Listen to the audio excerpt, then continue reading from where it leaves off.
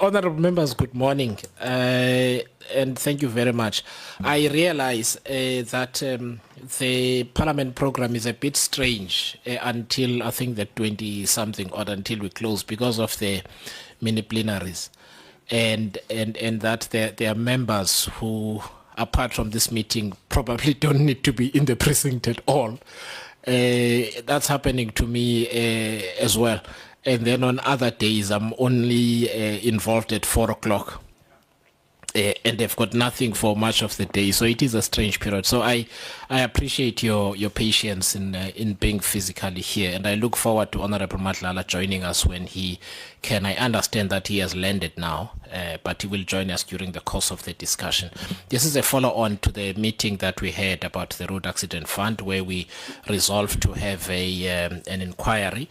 I'm thankful to the Parliament Legal Services team for assisting us to frame the terms of reference in a manner that is in accordance with the rules and applicable legislation. I couldn't have typed up any of that myself if I tried for a week. So I really appreciate that. I also appended to the email just a note to the committee, a covering note.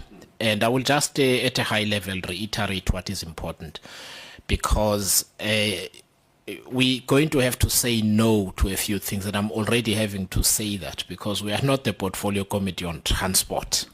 We are the Standing Committee on Public Accounts, and our mandate is quite clear.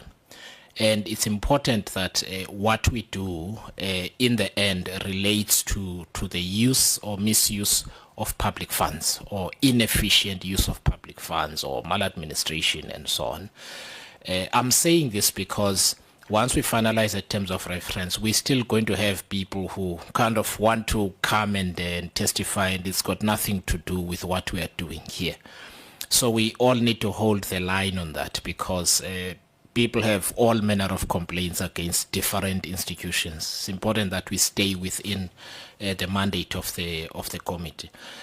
The second and last thing I want to say pertaining to the note is that we're also going to have to examine certain things. I think if there was a public discourse that says the Road Accident Fund vis-a-vis taxpayers are getting ripped off by attorneys or whoever, we have to look at that, because it's public funds. So we have to ask for the said evidence so that we can consider it, because what follows is then an instruction to some or other structure to recover the said funds in the event that they were allocated inappropriately or as a result of unlawful actions and that kind of thing. So what I'm trying to say is that the terms of reference have framed in a way that to a lay person might not immediately list a whole litany of issues that you are going to end up looking at. But I think to the members and to the public, so we are going to look at things like that. We have to look at things like that so that we can have a complete process. I am also advised that the preparation is as, if not more important, as the actual inquiry itself. So the quality of the information the committee has at its disposal is very important. Now, while Parliament has a power of subpoena, you don't do that at the first instance. You request the information. In all likelihood, we will get the information, but there might be some people who don't give the information or all of the information, in which we then have to subpoena. There is a process by which that happens, which means just getting everything the committee needs would take a bit of time. But it's important that we prepare adequately so that when we have the inquiry, it is focused, it sits for a finite time, it doesn't go on forever, and we are able to write a report that is useful to Parliament. It's useful to the executive as a whole. It's also useful to South Africans and stakeholders of the Road Accident Fund and so on. So that's our purpose. I just want to be certain that all members have a copy of the terms of reference. Okay, and I'm assuming that we have at least considered them at a high level. What I'm going to ask Denzel to do is to go through each page, because I'm hoping we'll have enough time. We'll go through each page. If there is any member that has got something to raise on that page, then they can say so, and then we keep it moving like that. It's not too long. It's about 36 pages, not Denzel? No, I wanted to freak out Honorable Scott. Where's a time limitation? So that's fine. So if, with your permission, members, then shall we get to it? So that would be the. I don't know if there's a dispute over the covering note, over the covering page. They shouldn't.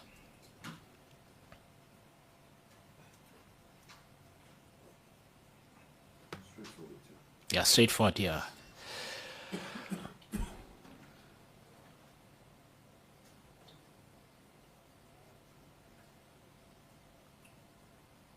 Okay, on the background section, do any members have a wish to raise any issues? That's section 1, which is the background.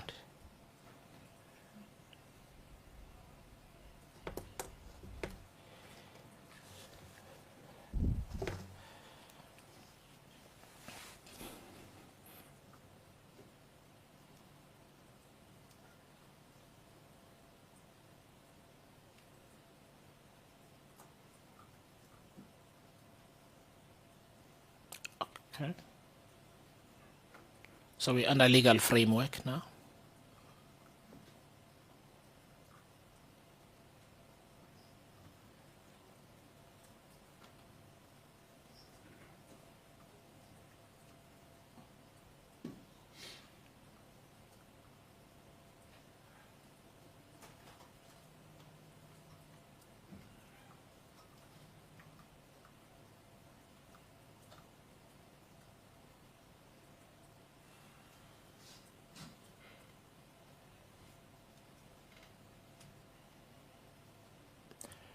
Okay, Denzel, maybe stop there, and then let's just go through. I mean, I won't mention each one. I just want to be certain. So, the parameters of the oversight inquiry, and this is the opportunity to either propose amendments to add things which might not be here that you feel are important, or where you feel there's a duplication, we don't need to have both sections, and so on. So that's that part of the discussion here.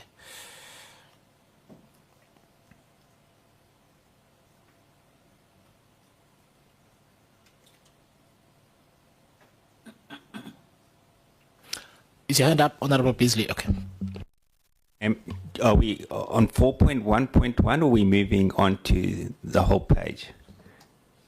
No, you can comment on the entire page. Okay. So you can comment on 4.1. So let's just start with 4.1.1. Okay. Let's do that. Then it's more efficient.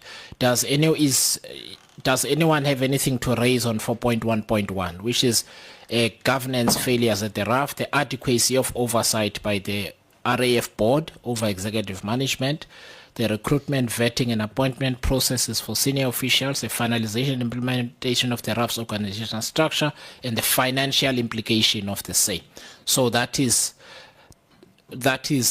area that would cover a lot of ground. So in other words,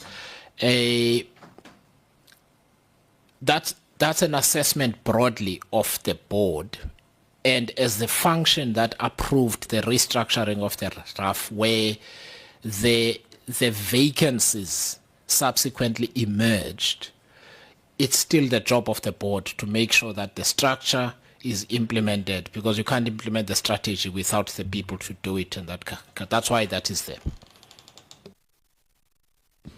So Chair, my point on that is also maybe we go one step up too, because ultimately the Minister of Transport should also have an oversight and some type of responsibility too. So I don't know whether we just leave it at the board, because we've actually got to go one step either. And the Minister of Transport, where they've been in the last couple of years, and with adverse audit reports and all of this that's going on. So maybe we just need to take it one level up too. I have no opposition to that proposal. So the proposal, members, is that it's not just the board, but the minister also, as the person with executive oversight over the organization, needs to come and account. So that is one proposition. Honorable Atkinson? Chair, it's in line with that comment about the minister's responsibility. And it also, in a sense, I'm jumping ahead as well, because I see that this covers a period from 2021. So I think we shouldn't only be calling this minister, but we should be calling the previous Minister of Transport as well to account. Yeah. All right. Do any members have any opposition to that? I don't. So is it something that we then note? Honourable Neil May? Good morning, Chair. Good morning, colleagues. In the addendum, the persons listed for to appear before the Minister, Creasy, is there. Would we then just add the previous minister or those that we are saying need to come to the addendum? Because we're not going to change the governance failures. Is that what you're saying? Or we're going to put a point here that also looks at the oversight with regards to the oversight from the Department of Transport? No, thank you. I think what might suffice in the context of the addendum is to say the adequacy of oversight by the ministry and the RAF board. Right. Then that should solve it. Yeah, Chair, just another little issue. I think a lot of us have seen the suspended chairperson's been in the news a lot. It's been on TV and everything, in contravention of his suspension requirements. So, I mean, he really shouldn't be out there. And in a sense, he should be called to account by the board. The board should actually be sending him a letter telling him to cease and desist. We don't know whether that's happening or not. So I think with regards to the oversight that they had, they also have kind of a managerial responsibility over him as well, I guess, or a responsibility to stop him from acting outside of the bounds of his suspension. So I don't know if that's covered by this, but I think the stuff that's happening now should actually be looked at as well, because he's because of the contraventions of the law and the apparent absence of the board in this instance. Thanks, Honourable Atkinson. Look, I think for me that all falls under that topic, because we can't itemize there absolutely everything, right? And part of the reason for this exercise is that we also not seized with RAF matters every day.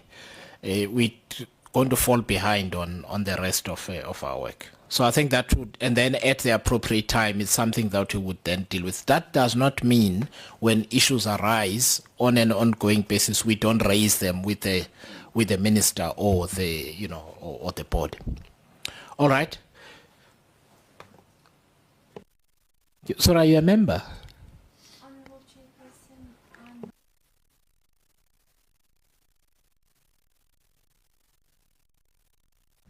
No, thank you very much. No, so you can't participate in these proceedings. What you are permitted to do is to send a written submission to the committee following your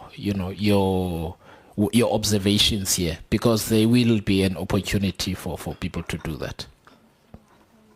Thank you.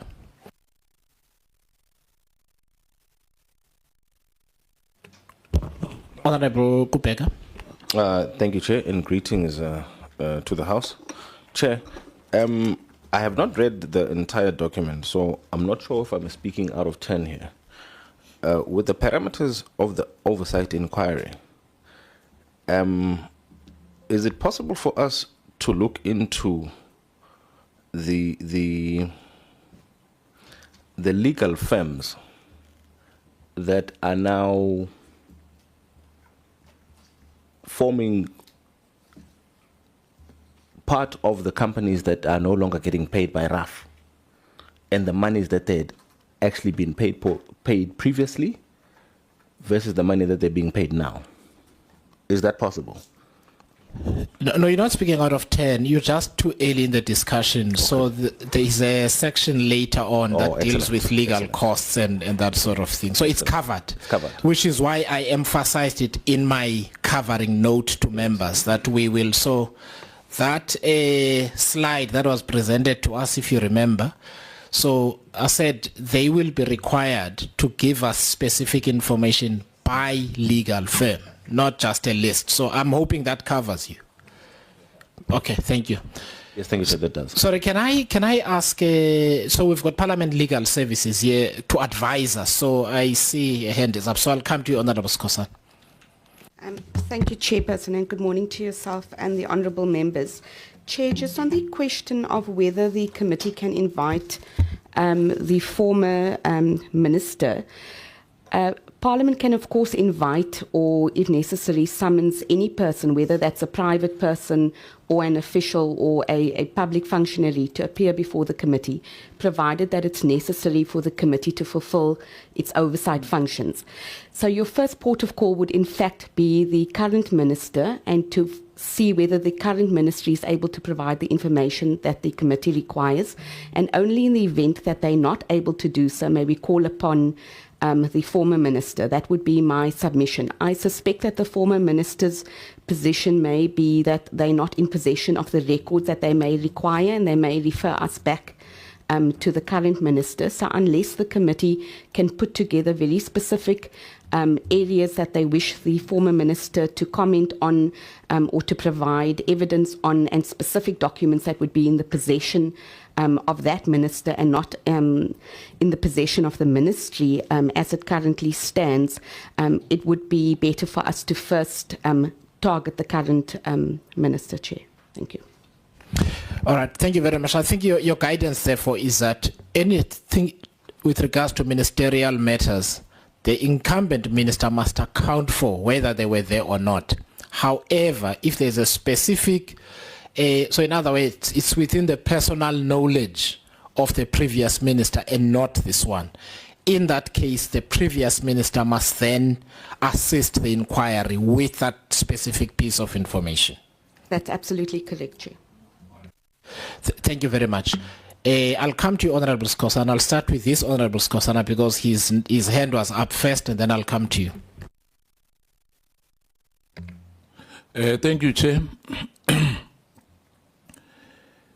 You know, I must just make a disclaimer as well that the issue of inquiry, for me, doesn't make sense. But that's a debate for another day. Because it's a costly exercise. I can tell you now that already there's people line up. You know, it's the same thing. We've seen this before. And I'm going to say that I'll be vindicated at the end of the day after this inquiry. Because it's all about numbers here. The issue of it is a very costly exercise. If I may ask here, how much is that? How much is this inquiry going to cost us? When I'm saying us, I'm talking about taxpayers' money. No. Can I say that? No, I just want to finish off. That was a debate for last week. No, I understand that. Hence, I'm saying I'm not. But it is claim I've made that because Okay. even if I'm saying I'm not it's all about numbers. I'm not going to win that, so I don't want us to go there. But what I'm asking is, let's get as well. How much is it going to cost the taxpayers' money? Thank you, Chair. So can you switch off your mic so that I can answer? Yeah.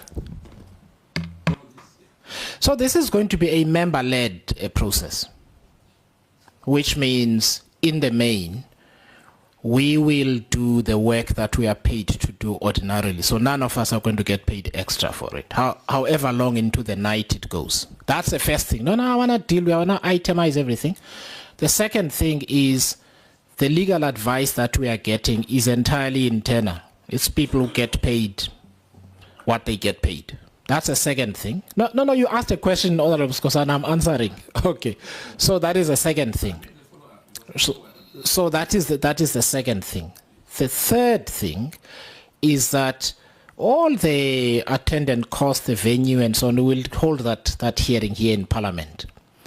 The only thing we might need to do is for the committee to get expert advice or expert explanations from somebody from outside where it is necessary, in the event that it is not available from within the government, in order to assist us with the proceedings and so on.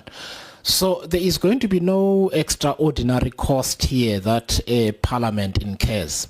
Additionally, because we've got other oversight work that we do, I have agreed with the House Chairperson, as I said in my letter, that will be allocated from within the Parliament staff additional people to carry on the weight. They will come from within the Parliament staff, so that we are able to do so.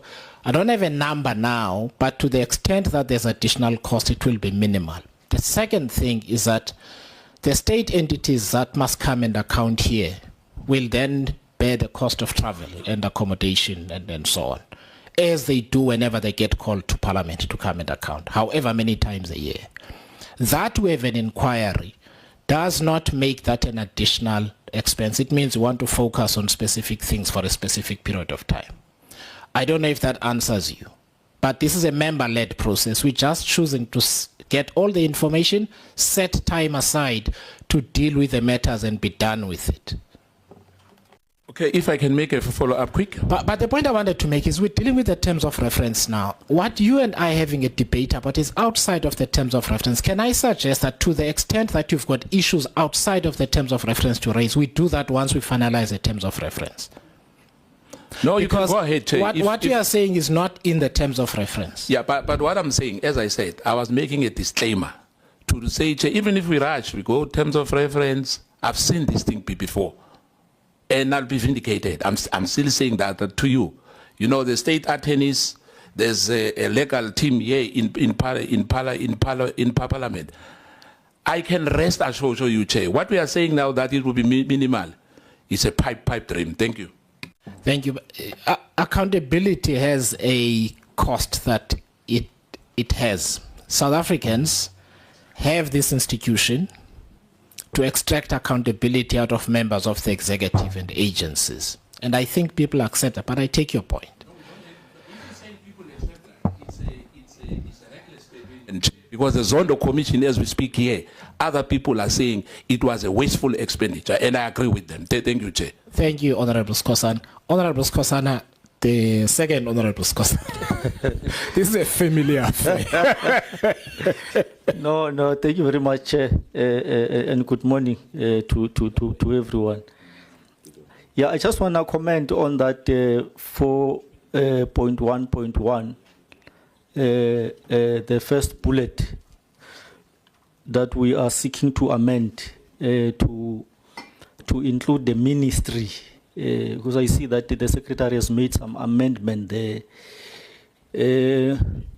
My view is that we need to maintain that bullet the way it was, that says the adequacy of oversight by the RAF board over executive management. Then after that, create another separate bullet that speaks about the ministry. Because if you add the ministry in the same bullet, it suggests that the ministry and the board, they are playing the same oversight role over the executive, whereas the role of the ministry is different, because the ministry is playing oversight on the entire institution, including the board itself. So we should have a separate bullet that talks about the role that should be played by the ministry in the institution. Thanks. Thank you, Honorable Skosana. I think that's sensible. I think that is sensible. Thank you very much. So, Denzel, please make a note. We must amend accordingly, because the minister interacts with the board interacts with management. No, thank you very much. Shall we go to 4.1.2, financial management and compliance, and that is allegations of irregular, fruitless, and wasteful expenditure, compliance with the PFMA and related financial regulations, the RAF's cash flow management, including allegations of deliberately failing to make payments of claims as due in contravention of the legislation, and the RAF's failure to fully disclose the cash earned, the management of its cash equivalents, and the specifics of its investments and the amounts invested. This comes almost entirely from discussions we have had in the committee. So what I'm about to do is to remind members where this comes from. So the irregular, fruitless, and wasteful expenditure, a little bit of it, and in fact, let's leave the procurement issues are coming next. When an entity, any entity, is supposed to settle an account and they don't, and that account accumulates interest, the Auditor General ordinarily regards the interest that the entity has paid as fruitless, as wasteful and fruitless expenditure, if you recall. Same issue with municipalities and so on. And in this instance, what we know is that the RAF has a lot of matters where there's interest accumulated through default judgments and writs that have to be obtained. So that is the first one. The second one is compliance with Public Finance Management Act. I think that's clear. That's the framework in which we work. And I think maybe we just swap them around. Let's start with the PFMA and then do the fruitless and wasteful expenditure. And then the RAF's cash flow management, including allegations of deliberately failing to make payments. Let me remind members, this is from March. This is from during my interaction with the RAF board and executive, wherein I asked about the amount of interest the Road Accident Fund had earned, which was close to 700 million, if not 700 million. I then indicated that my concern is that the Road Accident Fund runs high cash balances for most of the year and then pays out the claims only in the last portion of the year. I said that the members can consult YouTube and the record. I asked the question. The Chief Executive Officer of the Road Accident Fund said that is exactly what we do. He gave a reason for it. He said that is to manage the 180-day payment period. Now, there are contradictions in the answer because you can manage your cash flow without running cash balances of between 9 and 11 billion. And I gave the number to the chief executive at the time. So we need to look at that because it relates to the first point of the interest that accumulates while you are withholding cash and you end up incurring fruitless and wasteful expenditure. That came from the committee. So I just want to explain where that comes from. Then the failure to fully disclose cash and the management of its cash equivalents and the specifics of its investments and amounts invested. In the same conversation, here in committee, I asked, where are those investments? Because there was a contradiction. I had asked in October last year about the cash and about the chief investment officer and the treasurer, that conversation. I asked what those investments are. They said it's a call account. In March, they said they are investments. I asked the question, where is that money invested? The answer was, we cannot tell you where that money is because there are people that are looking for it. So I just want to say this does not come from thin air. This was a conversation that is on the record here in committee. Now, the point I made last week is that if the PIC came here and we asked them, where have you invested public money? And they said they couldn't tell us. I think the members would not accept it. I said the same thing last week. The chairperson of the board was here. The deputy minister was here. Everybody was here when they said they couldn't tell us. So that is why you've got that section. So it doesn't come from thin air. I just want members to have the background. Honorable Atkinson.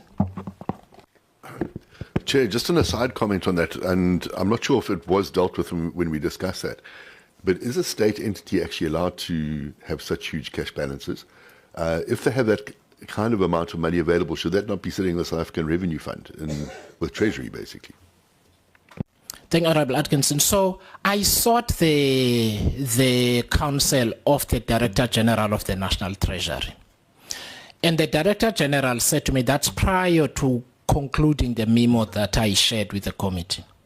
The Director General said, unless the legislation specifically allows an entity to do that, all cash reserves must, not should, must be deposited with the Corporation for Public Deposits.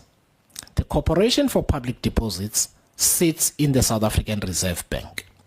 The difference between that and the Public Investment Corporation is that the Corporation for Public Deposits does short-term money market type investments because the entity might need the money tomorrow or the day after, so it needs to be readily available. And the long-term asset allocation is for the PIC because you're looking at capital growth, you're looking at dividend income and so on. None of that are in the mandate of the Road Accident Fund. In fact, which is on our to-do list, there is another entity that is sitting with 50 billion rand in its cash reserves. It is refusing to transfer it to the Corporation for Public Deposits. That's not the issue for today, but it's on the agenda of the committee because it must be. The law is the law. And so that's where it needs to sit. Now, part of this inquiry is to ask, but why are you not following legislation and doing what the legislation says you should do? First of all, where is this money? Why are you not using what legislation says? Show us a proof of what you've invested, etc., etc. So that's what we need to do. I just thought I should clarify that. So I did ask in case I'm mistaken. That's how it works. Thank you. Honorable Beasley. Thanks, Chair. Also, if we can put under financial management and compliance as the RAF failures to implement accounting policies as per the Auditor General. And because I think it is a big issue, and I think we got no idea what the liabilities of the RAF are. So somehow if we can bring those two into that particular point, why they refuse to implement the accounting standards. So it is somewhere. So Honorable Beasley, so let me just say this. We have canvassed that issue in committee. They did say why, right? So we understand that.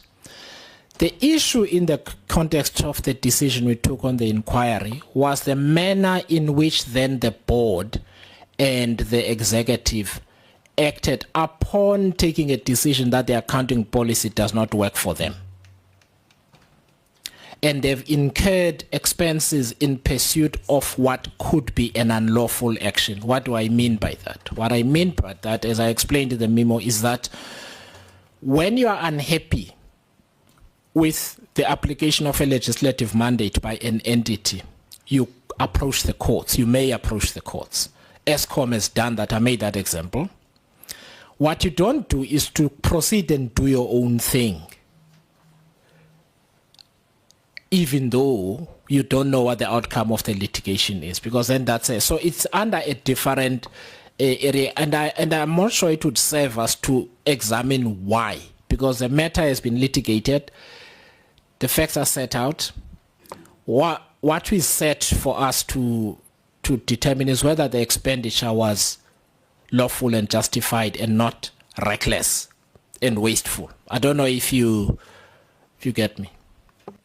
I do, Chair, but I think the big concern is that there are liabilities that aren't disclosed, and that has a huge impact on the stability. I mean, the liabilities could be as big as Transnet. We actually don't, nobody knows. And I think we would be reckless if that didn't get some type of attention somewhere in our investigation. Okay, let's just hold that up. Can you just scroll down, because I do think it is, it might be covered somewhere. That's what I'm thinking. Fraud, whistleblower, automation. Okay, there's that. Just go on. Yeah, go on. Okay, I see. So it is not specifically covered. So let's do this, right? So there is a related issue. So it might, in fact, we do need to debate the substance of what you're saying, but you are reminding me that there is another area that the committee has to look at, because there is a possibility that there's, in any event, misallocation of accounting entries as a consequence, and I'll explain that. All I'm saying, Honorable Beasley, and I'm going to give the members an opportunity, I think the why we know.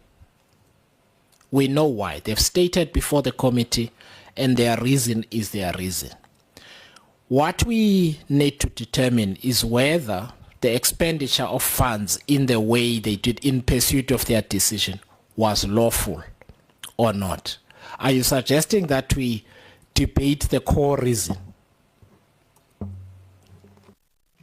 No, Chair, I don't know if I'm getting my point across, but my concern is there's a huge liability in the RAF that hasn't been quantified, and it's not covered in this actual report.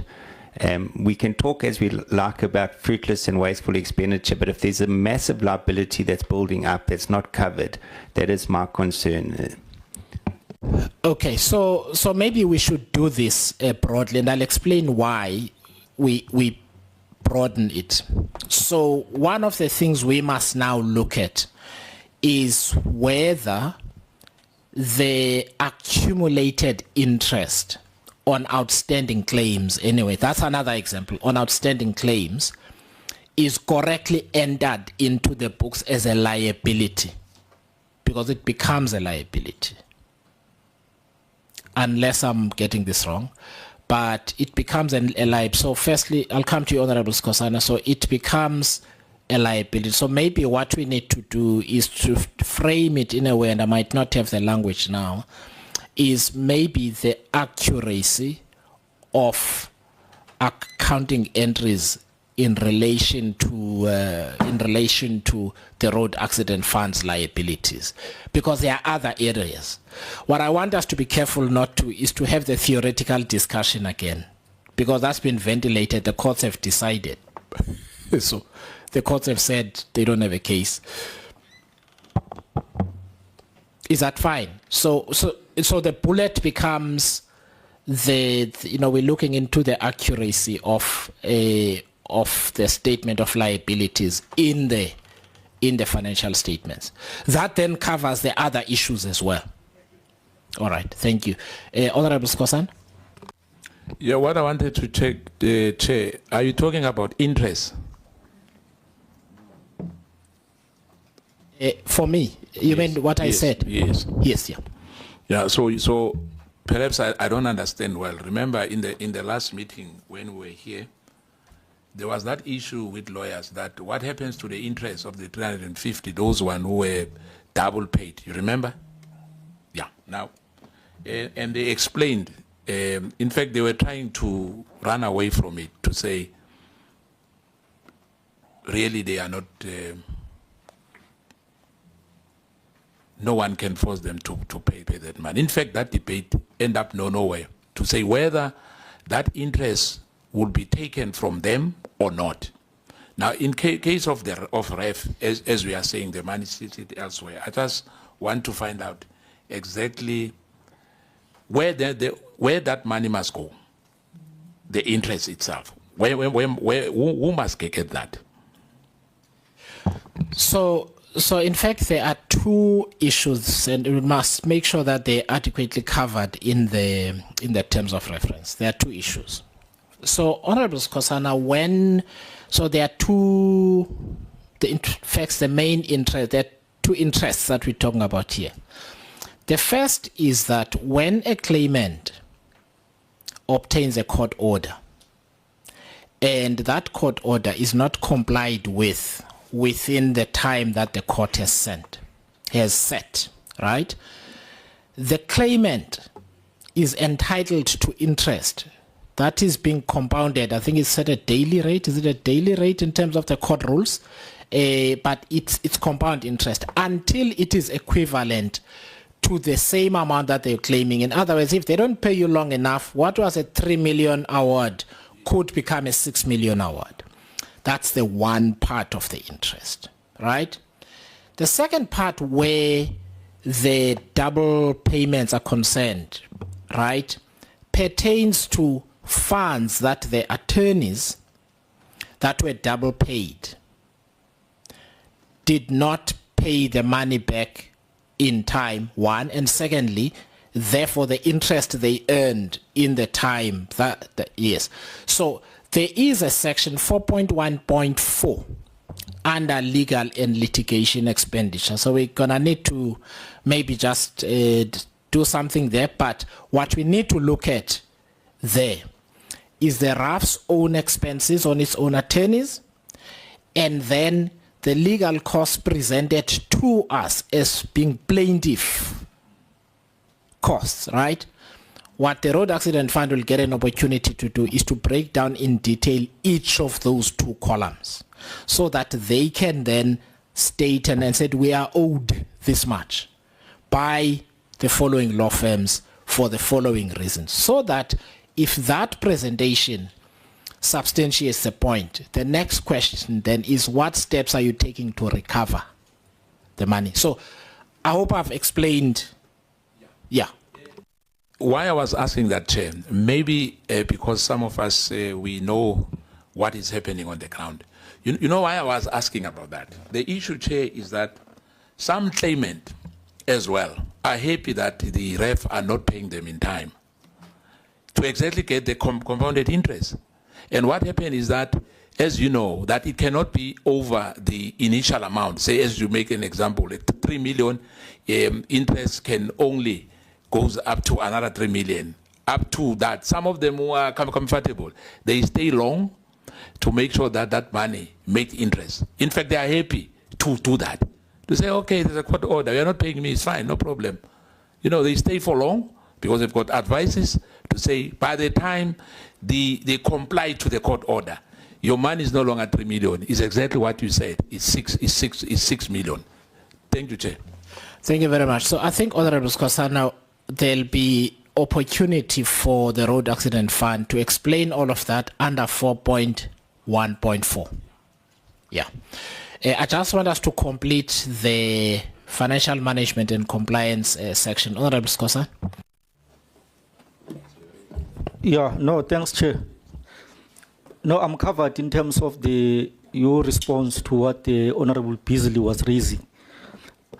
But more and above that, I think 4.1.2, bullet 2, compliance with the Public Finance Management Act and related financial regulations. I think broadly it covers a lot of issues that relates to financial irregularities and so forth.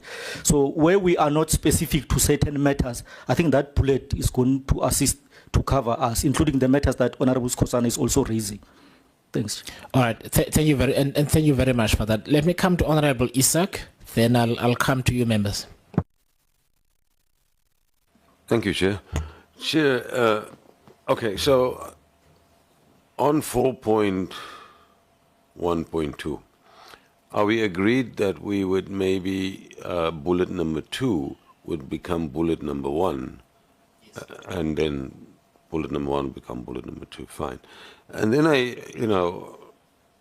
just a thought, and I'm responding to Honorable Beasley's suggestion, and I think it was, a quality comment in that something we need to keep in mind. But with due respect, if I look now, and I hope I'm not jumping the gun here, but if I just scroll quickly to 5.3 and consider the issue there, 5.3 seems to also have a bearing in terms of covering what Honorable Beasley's suggestion was. So I'd just like to get your opinion, and I think it's all in there. If you go to the third sentence where law or applicable financial regulatory prescriptions, this includes most importantly the Public Finance Management Act. It's just an opinion I just wanted to express. Thank you, Chair. Thank you very much. I think it does bolster the point. Thank you. Thank you. Honorable Neil May and then Honorable Beasley. Thank you, Chair. With regards to on the financial aspects, would we be putting the aspects of the security procurement under procurement, or would we look at what the financial, how much did that actually cost? I mean, if you saw the front page of the Sunday Times, you could not miss it. And it's a huge amount. And the same with the, obviously So basically what I'm saying is, could we not have, on financial, we need to look into the procurement of the security and the BMW that is armor-plated somewhere. But, I mean, maybe the total amount of money, that's what I was looking at, not so much as the process, because we know that there was no deviation, we know there was no approval, we know there was an investigation by the board, but I think just the amount, how much is the security, and is that the only security that we don't know about that is at RAF? Thanks, Honorable Neil May. So it will come under two parts. It will come under 4.1.1, which is the oversight of the board. The reason and it also comes under 4.1.3, which is procurement and supply chain management. Here's why. So when I saw the article in the Sunday Times, I went back to the sworn affidavit of the chairperson of the Road Accident Fund in the litigation about the suspension, where she quantifies the security allowance at 480,000 rand a year, right? So we have to square that and the reported amount. So there will be a bit of interactivity in the process, in the sense that if the board has signed a contract with any executive employee, with the chief executive in this instance, and it sets certain parameters, you then have to understand how the deviation was achieved. Then you end up you look at the supply chain issues as well. So now that it's in the public domain, we'll look at it. I did go and look because I could remember that there was a reference to security and that sort of thing. So I think it's adequately covered. Thank you. Honorable Beasley.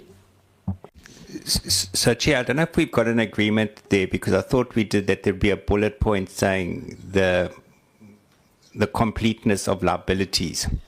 Yes, that's what we'll do. Yeah. Okay. And then, with all due respect to Honourable Isak, 4 and 5 talk to different matters. So we're talking specific issues here. So 5 talks about something else and 4 talks to something else at different points in the report. Thank you very much. May I give Parliament Legal Services a chance to... Chairperson, just to assist Honourable Beasley, the way I've captured it now is failure to, so a new bullet point, failure to comply with accounting standards as directed by the AG and the non-disclosure of liabilities, including the accuracy of accounting entries to properly reflect such liabilities. Thank you so much for that assistance. Honorable Madlala, you can actually come and account on this side. You don't think so? Yeah, the gentleman hasn't answered any questions yet, so it's nice that side. It's very nice that side. Honorable Atkinson. Sorry, Chair, just a little bit further on that security contract. My understanding was that when the CEO got suspended was that he was meant to hand the security back as well, literally, that the security didn't continue after he was suspended. So, I mean, that might be another interesting point to look at as to why that does continue after suspension. Just an aside, yeah. All right, thanks. Look, what Parliament Legal Services will assist us with is how to scope our requests for information such that they are within the scope of the inquiry, and so that we can deal with all matters that are relevant to what we're doing. Honorable Skosana. Yeah, in fact, Chair, in my experience with all the people who are suspended with security, who are suspended, when they have security, the security continues. Thank you. Thank you. Look, Honorable Matiwane, I skipped you. Look, colleagues, the inquiry will assist with us with all of this. So, and I have skipped you, Honorable Matiwane. I am so sorry. My apologies. I think you should start banging the table. No, Chair, there's no need for banging of tables. We can make our points without banging tables. No, I just want to caution the committee, because we are dealing with the terms of reference for an inquiry. So what we're supposed to be doing is supposed to be scrutinizing the terms of reference.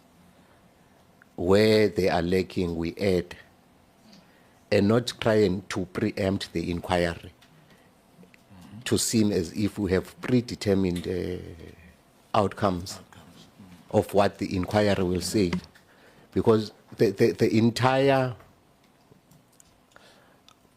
reason why we are having an inquiry is for us to understand issues that are not clear to us. Because now the way that we are debating now, it's like we are in the inquiry itself, where we are adding allegations. Because allegations remain allegations until they are tested. And the reasons for us to have an inquiry is to test allegations. Because now the way that we are going on, it's like we are already in an inquiry, or we have predetermined outcomes of what the inquiry will tell us. So I'm just worried about that.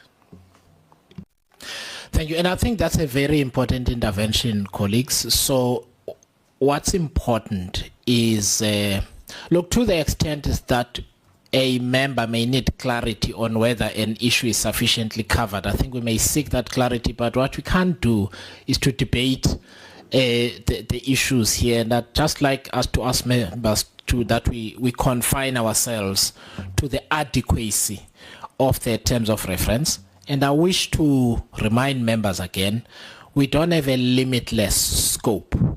There are things that will fall outside the scope of the mandate of the committee, and we must be happy to exclude those. Not that we don't want accountability, but like I said, for example, we are not the Portfolio Committee on Transport, which might be empowered to deal with certain other matters pertaining to the Road Accident Fund. So we must remain.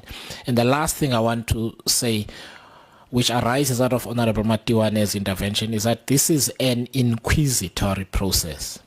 Not, that's the point he's making. It's an inquisitory process, not an accusatory process, which means we are inquiring, we need to get all of the information, synthesize it, reach conclusions. And it's important that we maintain that spirit as we have our deliberations. Thank you. Thanks, Honorable Matiwan. Okay, so can we move to procurement and supply chain management? 4.1.3.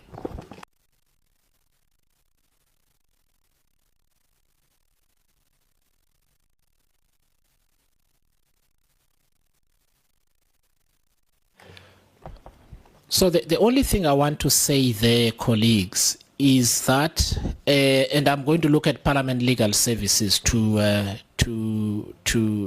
guide us. I don't think we want to conduct wholesale review of every contract at the Road Accident Fund. My proposal would be we limit ourselves to issues that we have either received written, whistleblower accounts, or matters that have arisen here in committee one way or another. Because I don't know how much procurement the Road Accident Fund does. If we were to go and scrutinize everything, the inquiry will go on for years. And I don't think we should do that. So I just want to be certain that the scope of what we look at there has to be a specific reason why we're looking into certain things rather than doing a wholesale review. If out of the inquiry we feel that what we've seen gives us discomfort about other things we have not seen, the Auditor General is available to the committee that we ask the Auditor General to look into that area. That's what I would like, so that we've got that understanding. Otherwise, also in terms of members of the public, we might just end up getting 600 emails, which also defeats the purpose of what we're trying to do. Would that be, let me just ask Legal Services. I don't want us to have an unlimited scope here. Yes, Chair, that's exactly correct. Chair, the nature of this oversight inquiry is that it would differ from a statutory inquiry or constitutional inquiry that leads to a specific outcome. For example, the removal of a Chapter 9 institution head, or the removal of the president, if we were inquiring into that. So the aim at the end is not to necessarily reach a conclusion that this person ought not to be in that position, or that this was definitely a criminal offence. A lot of the recommendations are going to be referral to the appropriate bodies to deal with it. So certainly the example that you give, we would then refer to the AG and perhaps request a special audit in terms of the AG's power to conduct such a special audit if we are of the view that there are reasons to justify same. But I agree, Chair, that we need to pick specific contracts, perhaps the ones with the biggest spend. Those would be the ones automatically that you would apply your mind to and then take it from there. All right. Thank you very much. And I'm just hoping the members are quite clear. Yeah, thank you. Also, don't want us to look like a witch hunt where you go and look for a problem until you find one. Okay. Thank you very much, colleagues. Is there anything else? Honorable Matiwan. Thank you, Chair. I don't know if bullet point number 3 will cover the panel of attorneys, because I think it's one of the issues that we need to get an understanding of what was happening there and the rationale from the Road Accident Fund for cancelling that contract or ending that panel of attorneys. So I think we should also scrutinize that so that we can get to the bottom of what is happening, or get an understanding from RAF on why they saw a need to do away with the panel of attorneys. All right, thank you very much. You know, members, I'm actually going to rely also on Parliament Legal Services, and let me explain, at least in setting out what the issues are, what I was stuck in. On this very point, Honorable Matiwan, that part of what we also maybe ought not to do is to duplicate work that is being done where Parliament is receiving reports, right? The SIU is looking specifically at that matter, and the SIU accounts to the committee on its progress on that investigation. And therefore, maybe we'll need advice on how we deal with it. It is a pertinent matter because it does have an impact on the cost escalations at the Road Accident Fund. And perhaps we need to define how we deal with that issue without replicating the work that the SIU is already doing, if you understand what I'm saying. So I must admit, I do need guidance. It's a good point that you are raising, that we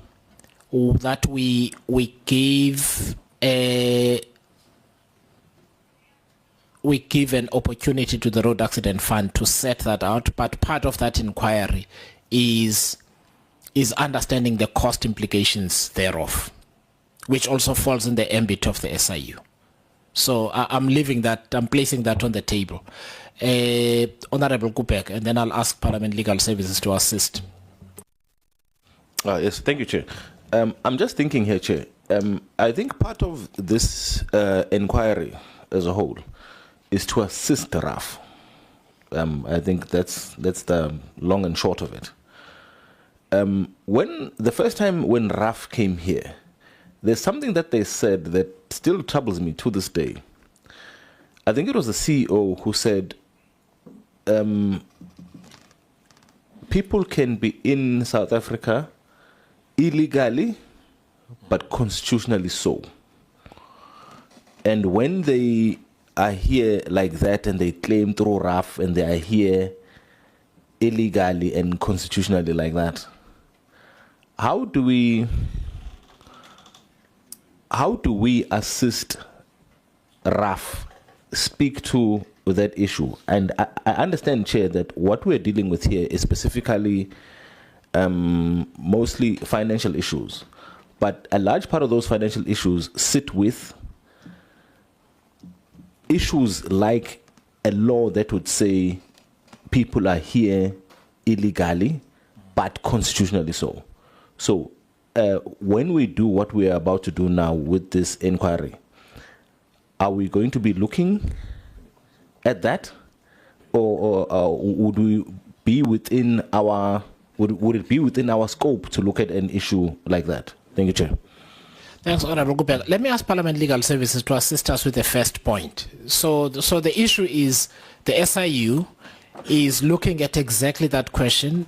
They provide updates to the committee on a regular basis, and that was what I couldn't figure out in my mind how to frame, at least in the terms of reference.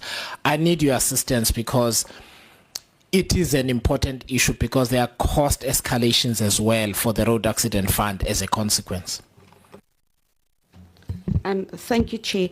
Chair, the mere fact that another organ of state is dealing with a particular matter doesn't mean that the committee is excluded or prevented from dealing with the same matter, because the roles and purposes is very distinct.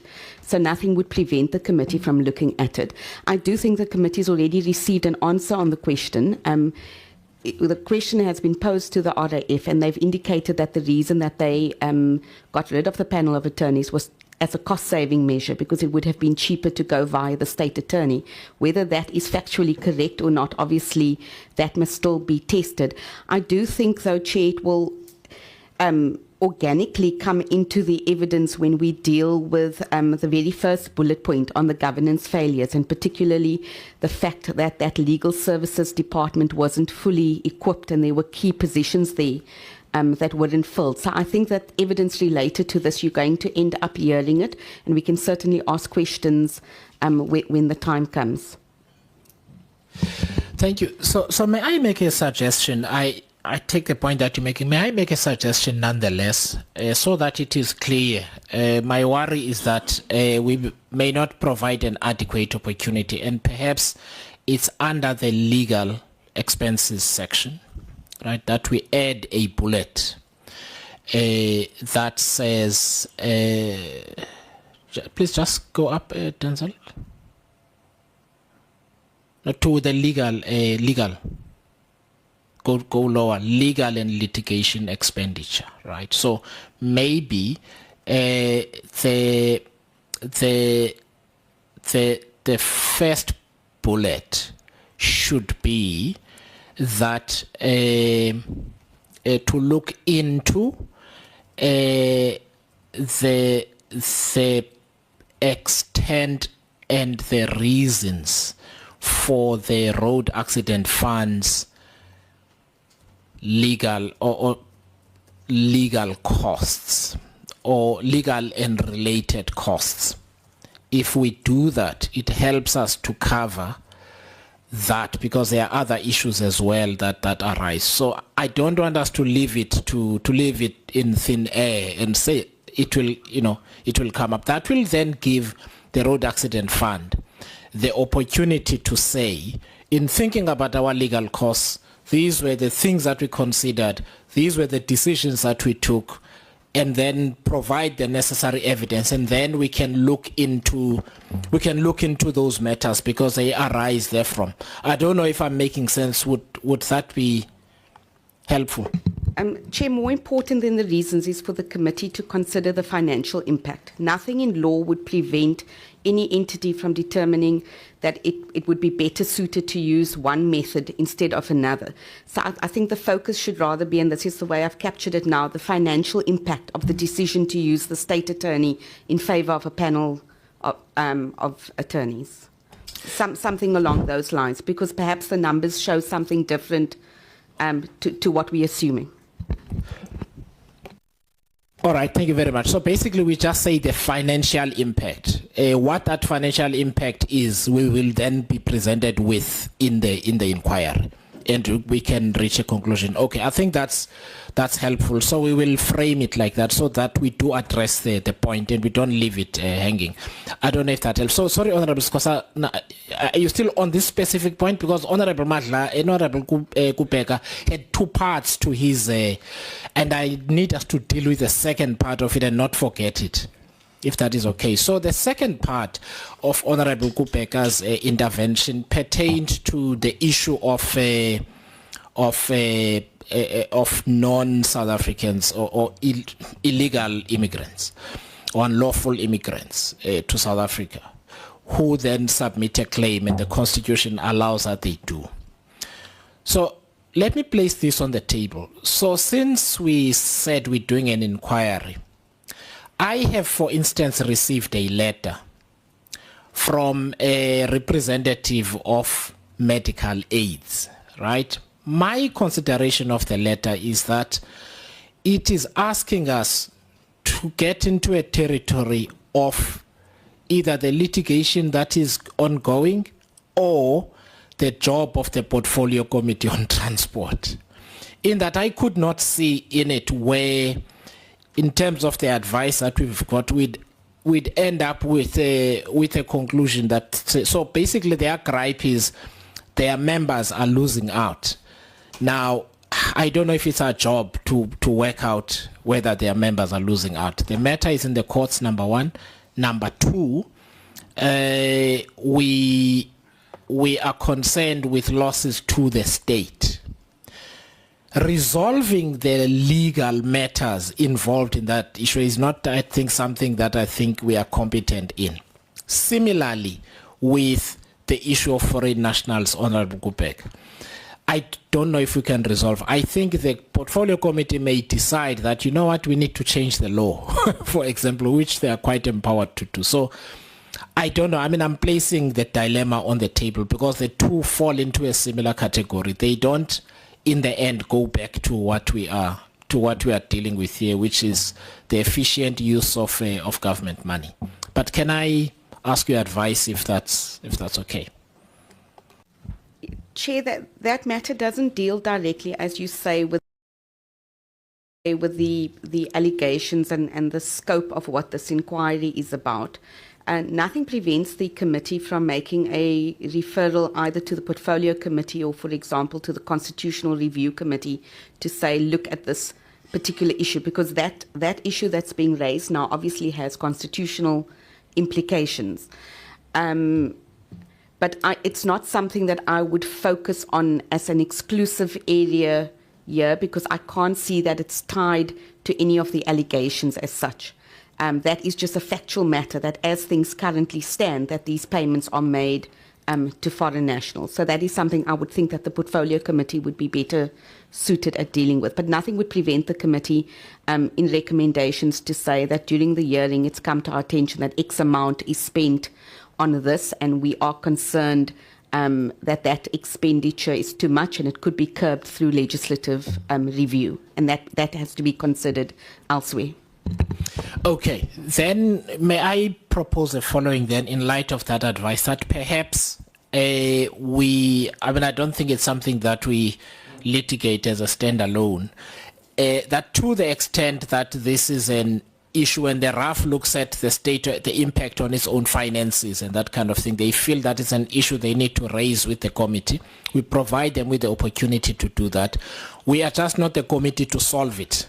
The committee to solve it would be the Portfolio Committee on Transport, the Constitutional Review Committee, etc., etc. So, but that opportunity, if the RAF wishes to ventilate that matter, then is provided. I don't know if that suffices, Honorable Kubek, because we're limited in what we can do given our scope. I hear the legal advice, Chair, but I've got a bit of an issue with it, in that whatever it is that we're looking at here, we're looking at mismanagement of funds and how funds are spent. And if it's government money that is being spent in a way that this committee sees as something that is a wasteful expenditure, paying foreigners is a wasteful expenditure, as far as I'm concerned. But I will take the advice of the House and we will continue. Thank you, Chair. No, thanks, Honorable Kupeka. Look, I don't think we can accuse the RAF of mismanaging if they are forced by the law to do it, right? Yeah, so we can't, however, it's something that needs to be looked at. Yeah, okay. No, I thank you for that. Honorable Skosan? Thank you, Chair. You know, it reminds me when someone says law is the law, the execution of Solomon Mahlangu, the judge said it's the law of the country. And we know today that was completely wrong. The law can be wrong as well. I mean, the issue that illegal immigrants, constitutionally, for me, the courts as well, as you said, perhaps not on this forum, on another forum. I was shocked as well to say, you are illegal, but constitutionally you are. What was that? What was that? We can't, I mean, we are lawmakers now here in Parliament, though it's all about numbers. But we can't be ruled by 11 people in this country and say law is a law. If they are wrong, we must tell them that they are wrong. We must amend this law. Those powers were given by the voters in this country. It will depend in Parliament whether do we agree or we don't agree. But the issue is that when something is wrong, we must say it here. Whether it's the Constitution says that, which now poke the issue about the Constitution in this country that is the best in the world. Now we are finding out that is not the best in the world. It's the best for those who are privileged, maybe. But for us, taxpayers' money, how do you pay somebody illegally and say it's a law? It's nonsensical, to say the least. Thank you, Chair. Thanks, Honorable Skosana. So I will say, the beauty of our system is that the judges cannot create something that this parliament cannot apply something this parliament did not create. So it's never their fault. it's never their fault. They're doing what we as legislators have told them they must do. So that's the first thing. In the event that any of us feel that a law or the Constitution don't work, it's really within our power to then facilitate the necessary amendments to do. No, thank you very much. I'll come to Honorable Atkinson and then you, Honorable Beasley. Chair, in all honesty, as you said earlier about the medico-legal claims and them not being, or the medical aids not being paid, and the issue of foreigners, I mean, it's not really in the scope of this committee because it's actually a policy issue, and it's something that should be dealt with by the Department of Transport. So when they rewrite the RAF legislation, it's something that they should be looking at. So I don't think it's something that we should be debating at the moment in this committee. Thank you. Thank you very much. Look, I think there is a specific limitation that we've been given, which is to the extent that the RAF wants to show impact on its financial state, they can. Right? What we recommend thereafter is up to us, but we're not litigating the constitutionality of it. They may say that, look, one of the things that's putting us in a bad financial situation is XYZ. Thank you. Honorable Beasley. Thanks, Chair. Just moving on under 4.1.3, do we need to specify what areas of procurement we're particularly worried about in terms of contracts, just if the legal can give, just for my own education, because it's quite broad. So when people come here, they're going to say, well, we don't know. So do we need to specify 1, 2, 3 areas that need to be looked into? Thank you. Yes, that was the advice. So there are two things. There are questions that arise out of information supplied by the RAF. There are also detailed external allegations, detailed allegations from whistleblowers pertaining to the same. So the agreement is we don't just look at everything. We look at specific areas that the committee believes are pertinent to look at.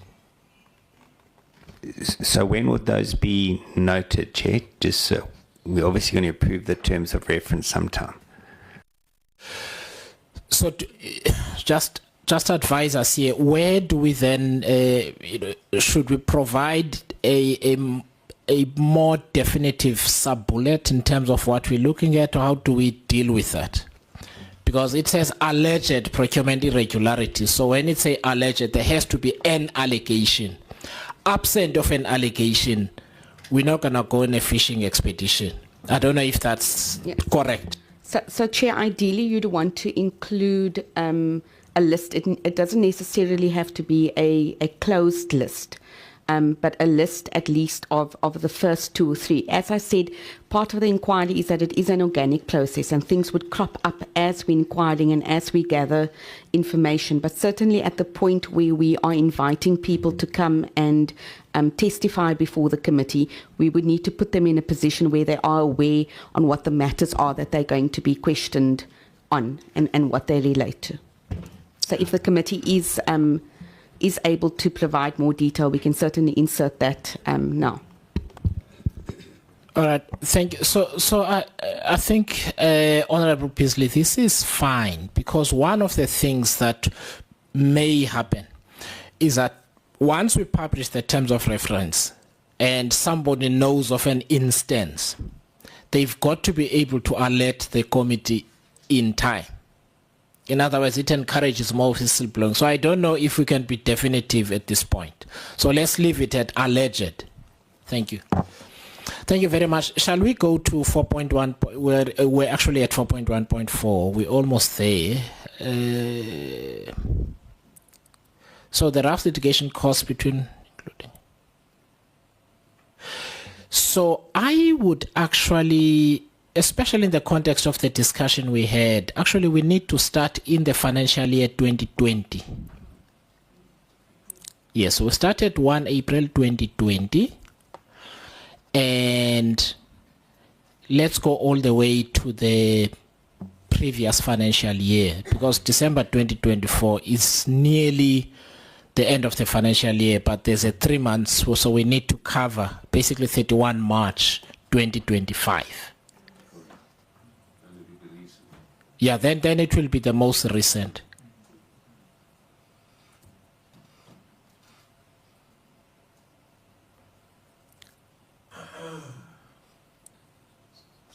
I am just trying to think, and I'll come to you, Honorable Skhosana. So I'm just trying to think if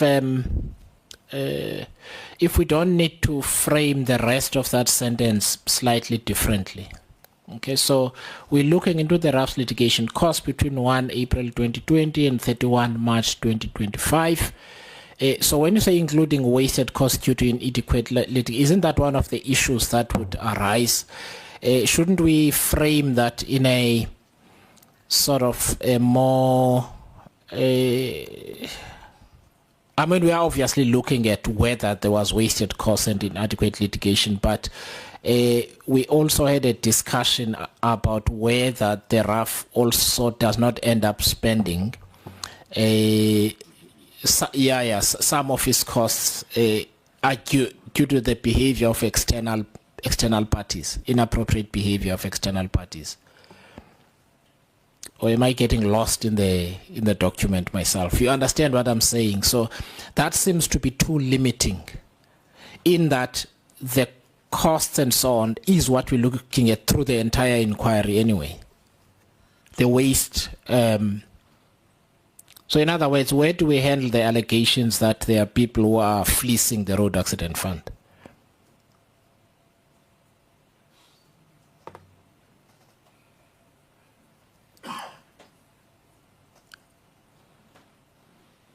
Or is it point 3? Measures to curb inflated or unjustified legal claims and legal practitioner abuse. Would that cover it? Okay, all right. Okay. So I've noted, Your Honorable Neil May, there was a hand? On this point? Okay. What I wanted to find out, Chair, why from 2020? Why don't we go back before these ones? Maybe a year or two back. I'm just throwing that to check, to see, to compare. It's a 5-year period. Now, what the road accident fund is free to do is to provide such information on a background that may help inform the developments we saw in 2020. Otherwise, we can go back endlessly. Why 20? Because it gives us a 5-year view. It gives us a 5-year view. What?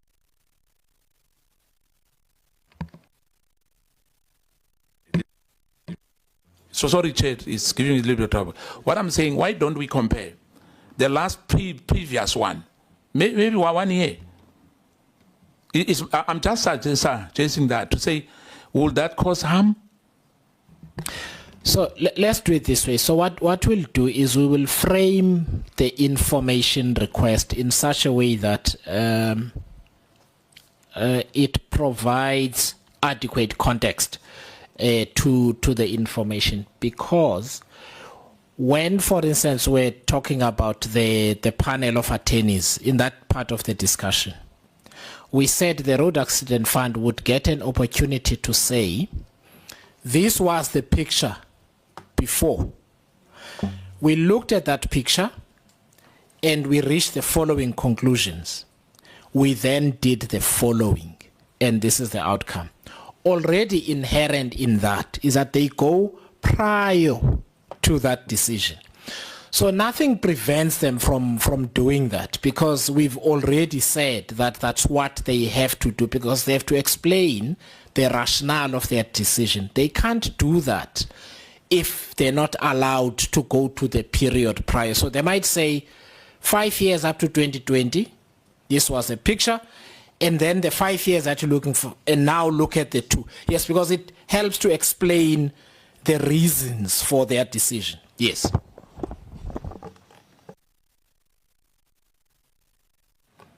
Okay, thank you. So if there are no further issues, we move to fraud, corruption, Chair? and... Oh, sorry. Yes, sir. Honourable Nilme. Yeah, no, Chair. I just wondered if we could also probably look at what legal services the CEO himself has used defending himself in any matter.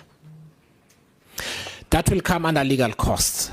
That will come under legal costs because therein is so if you remember in our discussion, we also are going to look at the cost of litigation that is unwarranted, or costs that are unwarranted arising out of legal action. So if you recall, there was even an instance, 2 instances of employees who've got appeal court orders to return to work. They are still not at work. They get, so we are going to get an opportunity to look at that breakdown. It will be in the information request.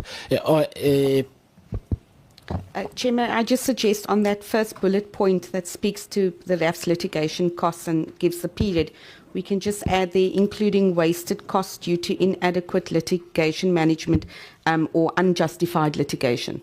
And then that will cover that point. All right, thank you.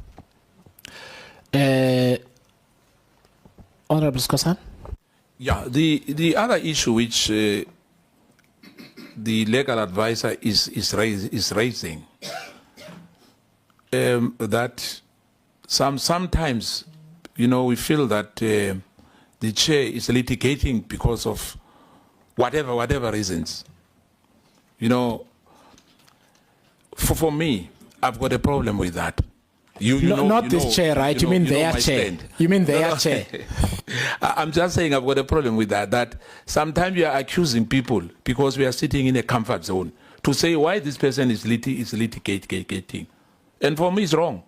If point of order. So, are you doing point of order on me? Yeah, No. Chair, please, let's not start that again. No. Because so, we had the other gentleman. When I'm talking, you leave me. If you want to raise your point, don't come into my, because I won't get into. There's a point of order, sir. It's allowed. So Honourable Skosan, members, can you switch off both your mics? I just want to intervene. I'm going to come to Honourable Dagmo.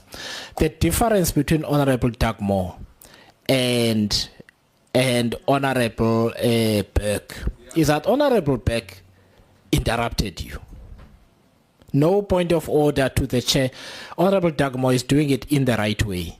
To say I'm raising a point of order, we then have to hear him out. No, thank you. I wasn't actually here when someone else rudely interrupted you, but I would assume that did happen. But no, my point of order was just to get clarity whether the honourable member, this reference to the chair, whether he's referring to you, chairperson, or the RAF, because I just thought my point of order would have been that if you're referring to this chair, that in terms of the way that you refer to him, it would have been out of order. But I'm happy to be clarified that you're referring to not this chair but another chair. Thank you. Yeah, no. Chair, I was just saying, when the legal advisor was saying that we must look of whether it's rational for people to litigate, because as I said earlier, for you, you might think that what I'm doing is wrong. But for me, I want to protect my rights. So I can go to the highest court But others will say it's wasteful. Wasteful for who? Because my life is at stake. I can take the matter to the highest court. Thank you, Chair.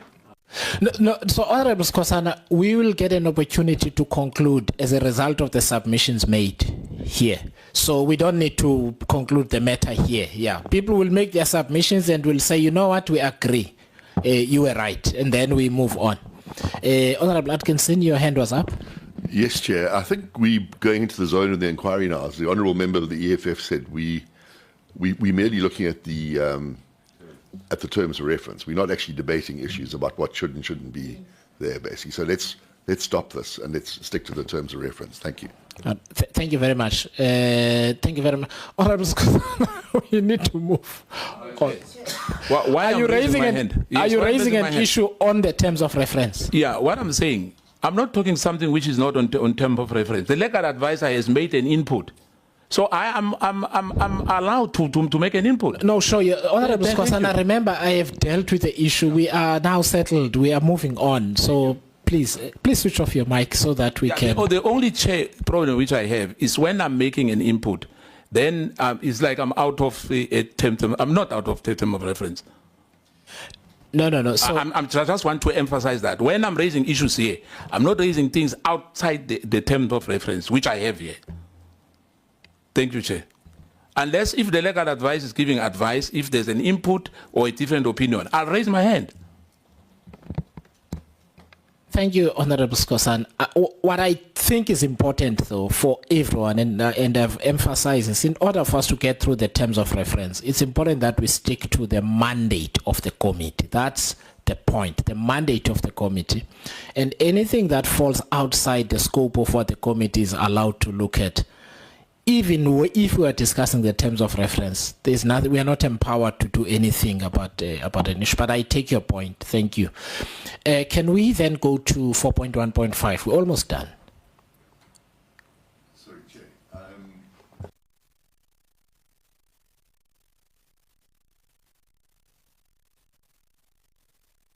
Your mic is not on, so the streaming cannot hear you. Beg your pardon. Just with regards to 4.1.4. Had we made a differentiation here between plaintiff and defendant attorneys? Can we please switch off your mic? So the litigation costs in our guidance to them will deal with both. They will separate those both here. Okay, then we go to 4.1.5.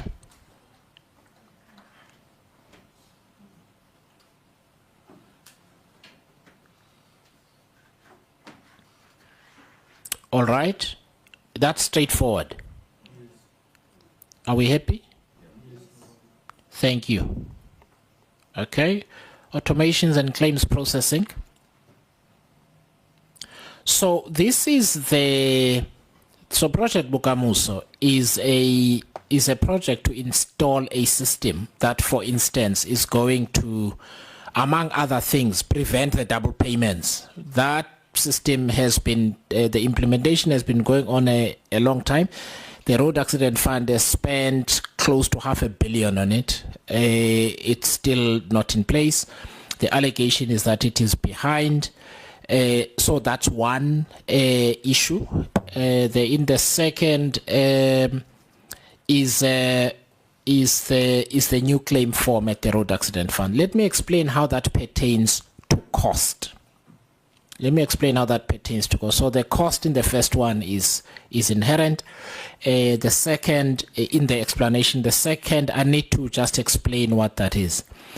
The effect of that claim form. So one of the things I have taken the time to do is to read some of the court judgments on some of these matters so that I can understand whether it is something that we need to look at or it's something that we should not. So that claim form has been declared unlawful by the courts on numerous occasions. The Road Accident Fund has been directed to relook the claims that were rejected as a consequence.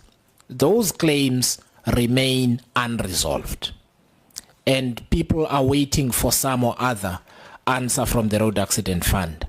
And the road accident, and those claims then go to court, and the road accident fund then incurs the cost of the litigation, but also the accumulation of interest. So it's important that we understand the detail of that issue, how it affected the operations, and the subsequent impact on costs for the road accident fund. So it's not there just as an operational issue. In the end, it has an impact on the finances of the road accident fund. So that is why it is A, the amount of money being spent. The contract is for over 860 million. The second is that it's A, not in place. B, there are these issues outstanding. All of those relate to claims processing. Okay, can we move on to governance and human resources matters? Oh, sorry, Honorable Beasley. No, I'm on that one, Chair. Sorry. On 4.1.7. Okay, please go ahead. Yeah, Chair, it's just the use of RAF resources, and the word bully is probably the wrong word, so I don't know the correct legal term, but to bully staff and not to when court orders get issued to take the staff back, they just ignore them. So they're just using the legal process to wear down staff, and concern over that they're ignoring court orders to take staff back that have been asked by courts, and they're just using the legal process to tie them out. So on that, there is bullet point number 4. Any other related matters raised in prior engagements with the committee? That's one of them. So, and I don't know whether we were 2 examples in the committee discussion, the previous committee discussion. One was the issue of Mr. Songelwa. The other one was the issue of Mr. Hlop. In both instances, the road accident fund has spent money on litigation. It's lost all the way, and it's likely to incur further costs on enforcement orders or opposing enforcement orders, when complying with the court order would be, and I think would be the better option, because a matter has been litigated to death. There is no other option now but to comply with the court order. I think in the ventilation of those matters, we will then deal with that. The second one is the impact of restructuring and high staff turnover on the financial management of the RAF. Inherent in that, for instance, so some of the information that will be in the inquiry bundle, as an example, is exit interview contents that people have sent to the committee explaining why they are resigning repeatedly, people in senior positions and so on, which ventilate some of these. Others have sent their resignation letters, etc., etc. So there's a bunch of information that arises out of that as well. So I do think it is adequately covered in there. Thank you.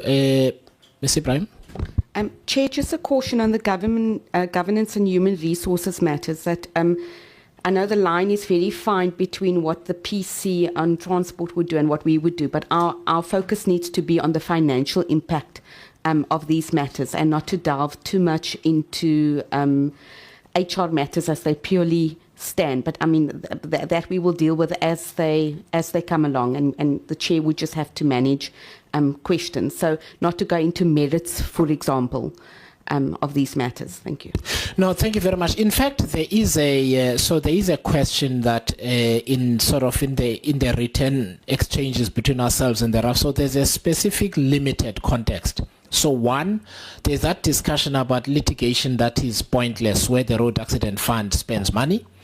The second relates to the legal expenses. So that's one of the things that it will ventilate. So on the road accident fund's own telling, in the 1 year, for instance, they spent about 40 million on labor relations litigation, which also ventilates the same issue. So we're not going to ask people to send their grievances here. The third element is that the reason the exit interviews are important is because there are instances where people are raising specific governance and financial matters therein, which then trigger that we look at specific cases. So it's not looking at everything. It's matters that have got an impact on governance and the finances. Thank you, Honorable Skosan. Yeah, thanks, Chair. Yeah, maybe just to cover the point that the legal advisor has raised in relation to the fact that our focus is more on financial implications on these matters. Maybe on that last bullet, maybe we can add, after saying any other related matters raised in prior engagements with the committee, and maybe say, and their financial implications. Because, for instance, on the issue of Mr. Songelwa, I think our interest is more on the fact that this person has been released to go and stay at home while his contract is still left with about 5 months, and then he is going to be paid while staying at home. While he is paid, it means somebody will have to act in his position. You see, so I think that's where we are interested as Scopa. Thank you. No, thank you very much. I accept that guidance, actually, because that is the issue. It comes back to the use of financial resources and whether it is in line with what is allowed. Okay, then we go to 4.2.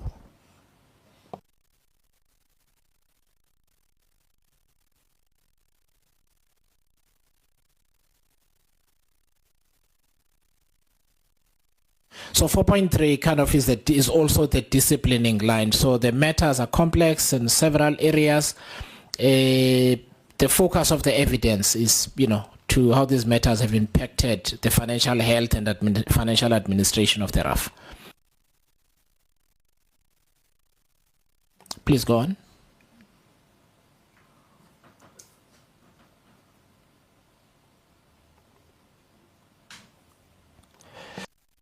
So at this point, because we're going to go to format, can I just ask, are members satisfied that we've covered all the bases? Okay, all right. So we then go to format.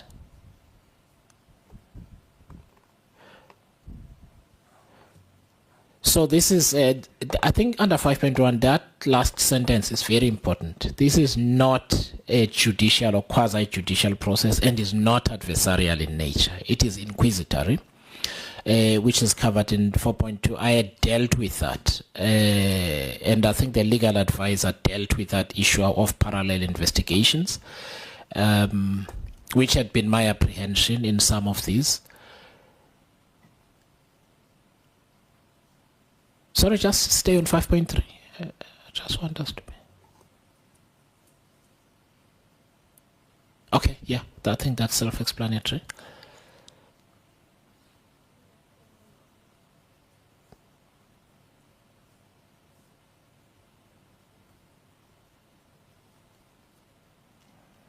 Okay, thank you. So let me just talk through a little bit through 5.5 because that's important. So the first one is that it's a member-led process. So with the primary inquisitors, like I said, there may be instances where we need somebody to explain something that requires particular expertise for the committee. So for example, when we get to the matter of legal costs, I'm making an example, we may need somebody from the state attorney's office who is sufficiently experienced to say to the committee, this is how the legal costs work, this is what this means, this is what that means, etc., etc. It enables the members then to ask the relevant questions in line with that explanation.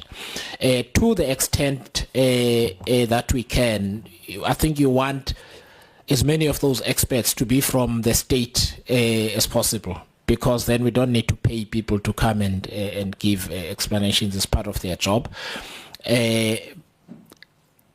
So that is the first, and the second is questions C, which is important. Questions to witnesses will be subject to the reasonable restrictions of the chairperson, including imposing time frames and limiting or putting a stop to irrelevant or repetitive questioning. We'll traverse that when we get to it, but the important thing is that we really need to stick to the terms of reference when we make those inquiries. And that means even if we want to ask somebody about something that happened the week before, which falls outside the terms of reference, we will then need to leave that for an adequate time. So I may impose those kind of limitations on the conversation. D, may, if necessary, utilize external forensic and legal advisory services. May, as it becomes, but like I said, to the greatest extent possible, let us utilize state expertise and infrastructure where that's adequate. What we can't do is to ask the same people under questioning to also advise, obviously.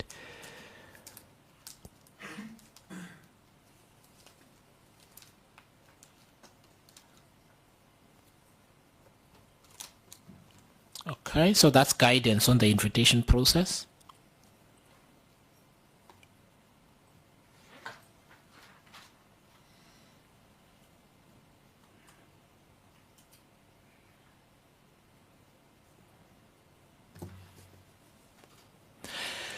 So point E is what I was referring to earlier, which is we will send, and I just need to make sure that I'm correct. So you don't from the get-go subpoena people. You make a request. You give them a reasonable time for them to provide the information. If they then don't, then you move on to the next step. May I ask that you just explain the process of getting to a subpoena, because I think that's important. So, Chair, to subpoena or summon somebody is an extraordinary step because you're affecting somebody's rights. You're now forcing them to appear. So, rationality and the rule of law then comes in that you don't call people unless it's absolutely necessary to call them, and that they're sitting with information that the committee requires in order to perform its oversight.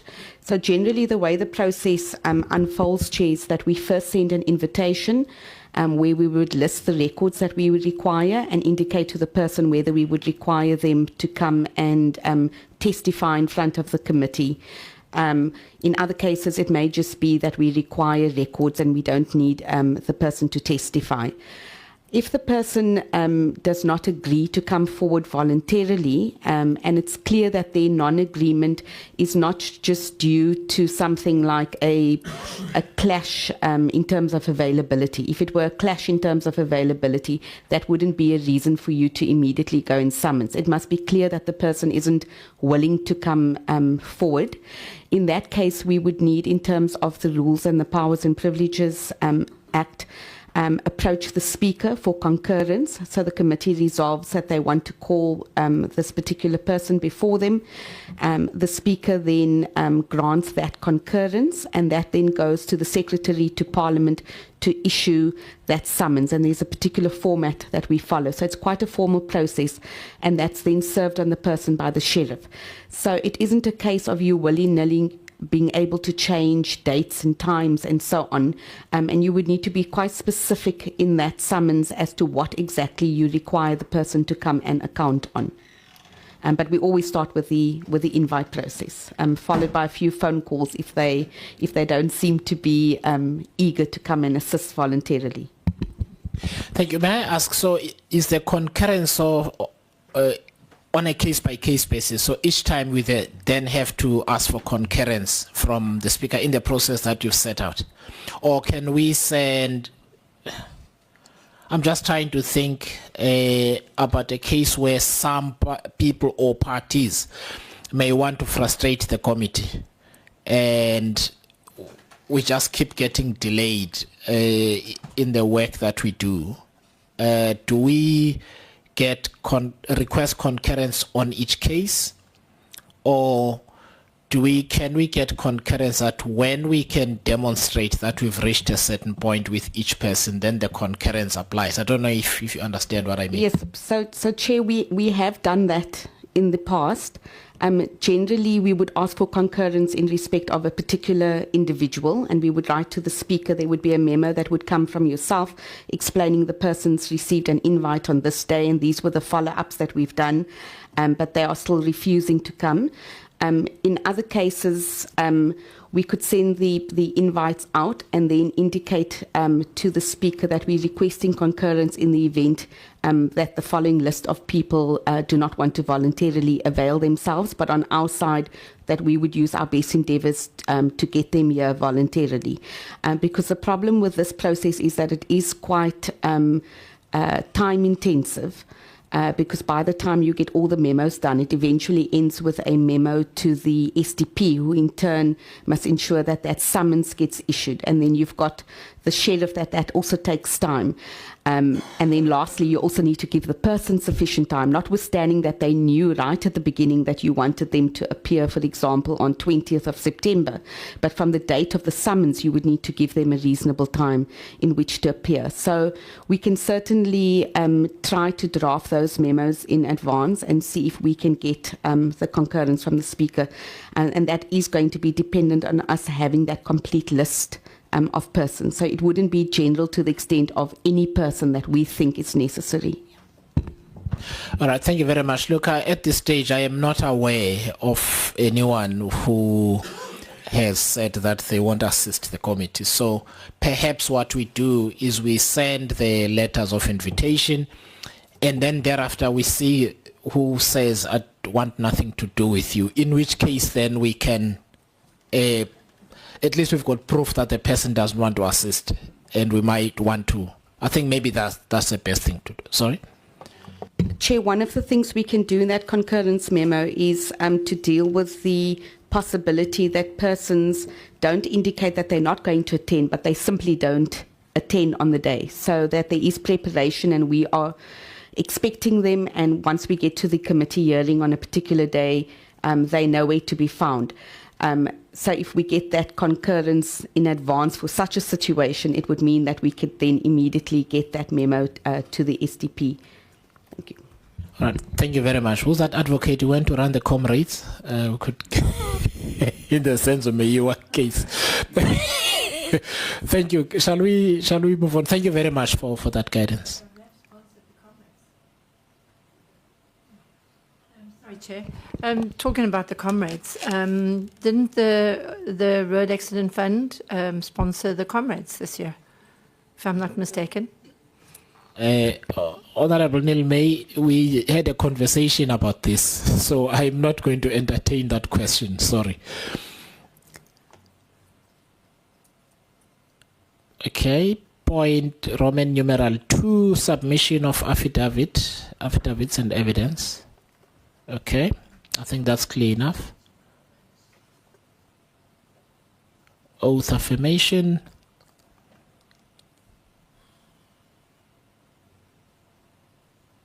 Yeah, I think that's clear enough. Roman numeral 4.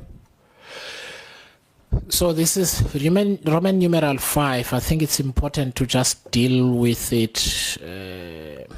And I'd please like to ask members, because I suspect there may be one or two.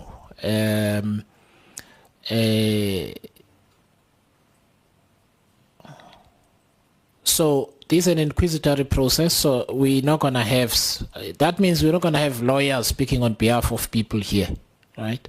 However, whilst any person may seek legal advice at his or her own cost, no legal representatives will be allowed to participate in the proceedings of the oversight inquiry. The chairperson at his discretion may allow a witness to reasonably consult with his or her legal representative during their appearance before SCOPA. So let me just make sure that I understand. I'll come to you, Honorable Skosan noted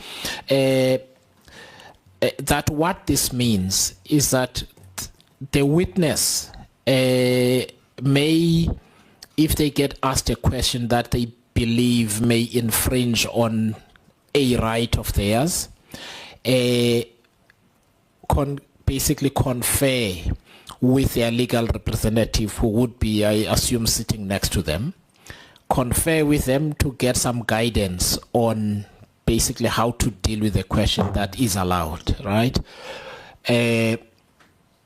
So that's what that section means, or that point means. Yes, exactly that, Chair. And then do we then say that the person would then also say that, you know, either it would be okay for them to answer the question, or they might say, I am advised not to answer the question because they're under oath? How does it work? I'm just trying so that the members understand what they might be dealing with on the day.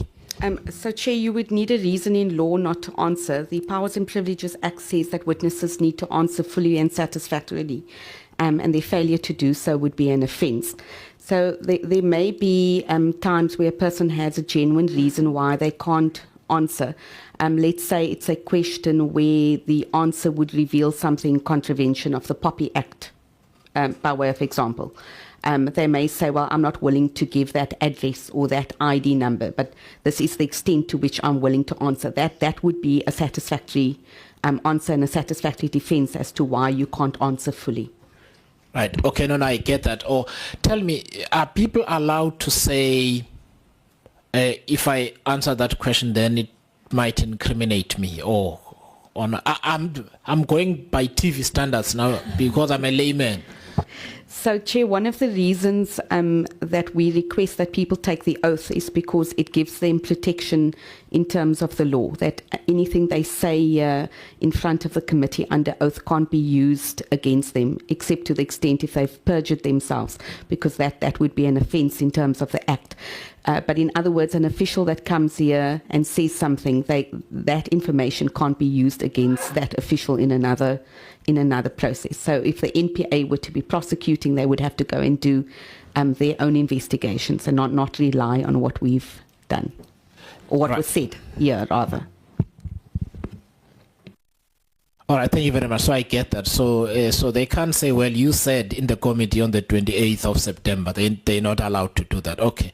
I think we'll need to explain these things to each witness ahead of time so that they also understand what their rights and obligations are in the hearing itself. Thank you very much. Honorable Skosana, your hand was up.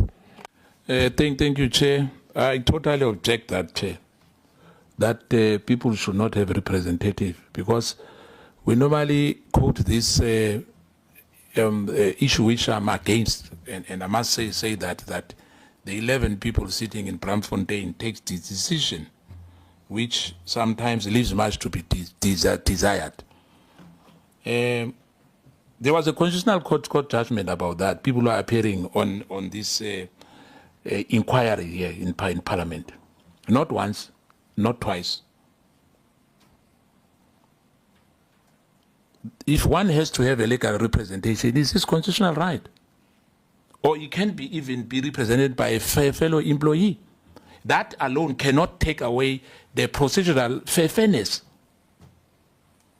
Now, if somebody says, we are coming into a person says, no, you know what, this got nothing to do. When you go to court, they won't use that. Let me tell you, we'll be sitting here, those people will be alone. If people want to use that in other way, not necessarily quoting us here, the inquiry here, they'll have the facts on the table. Why are we not allowing them to have a legal representation? Why? Why? What are we hiding? Please, I want to answer, so I need you to to switch off your mic. So I think you are being sabotaged there on that mic. Yeah, there's sabotage going on there. We need to deal with it. Now, Honorable Skosana, remember, legal representation is broad. So when you say somebody has got legal representation, and I look at the legal advisor here, it also means your legal representatives may also participate in the proceedings and ask questions and that kind of thing. This is an oversight inquisitorial process. They may not do that. Okay? What they may do is to advise the client, to sit next to the client and advise the client on how to deal with questions. Now, that's a... but Honorable Skosana, I'm going to defer to the legal, but that's what the law and the rules say. We cannot change them. Otherwise, let me paint a scenario here. Because otherwise, in any other hearing that we have here, you could have a person bringing in their lawyer.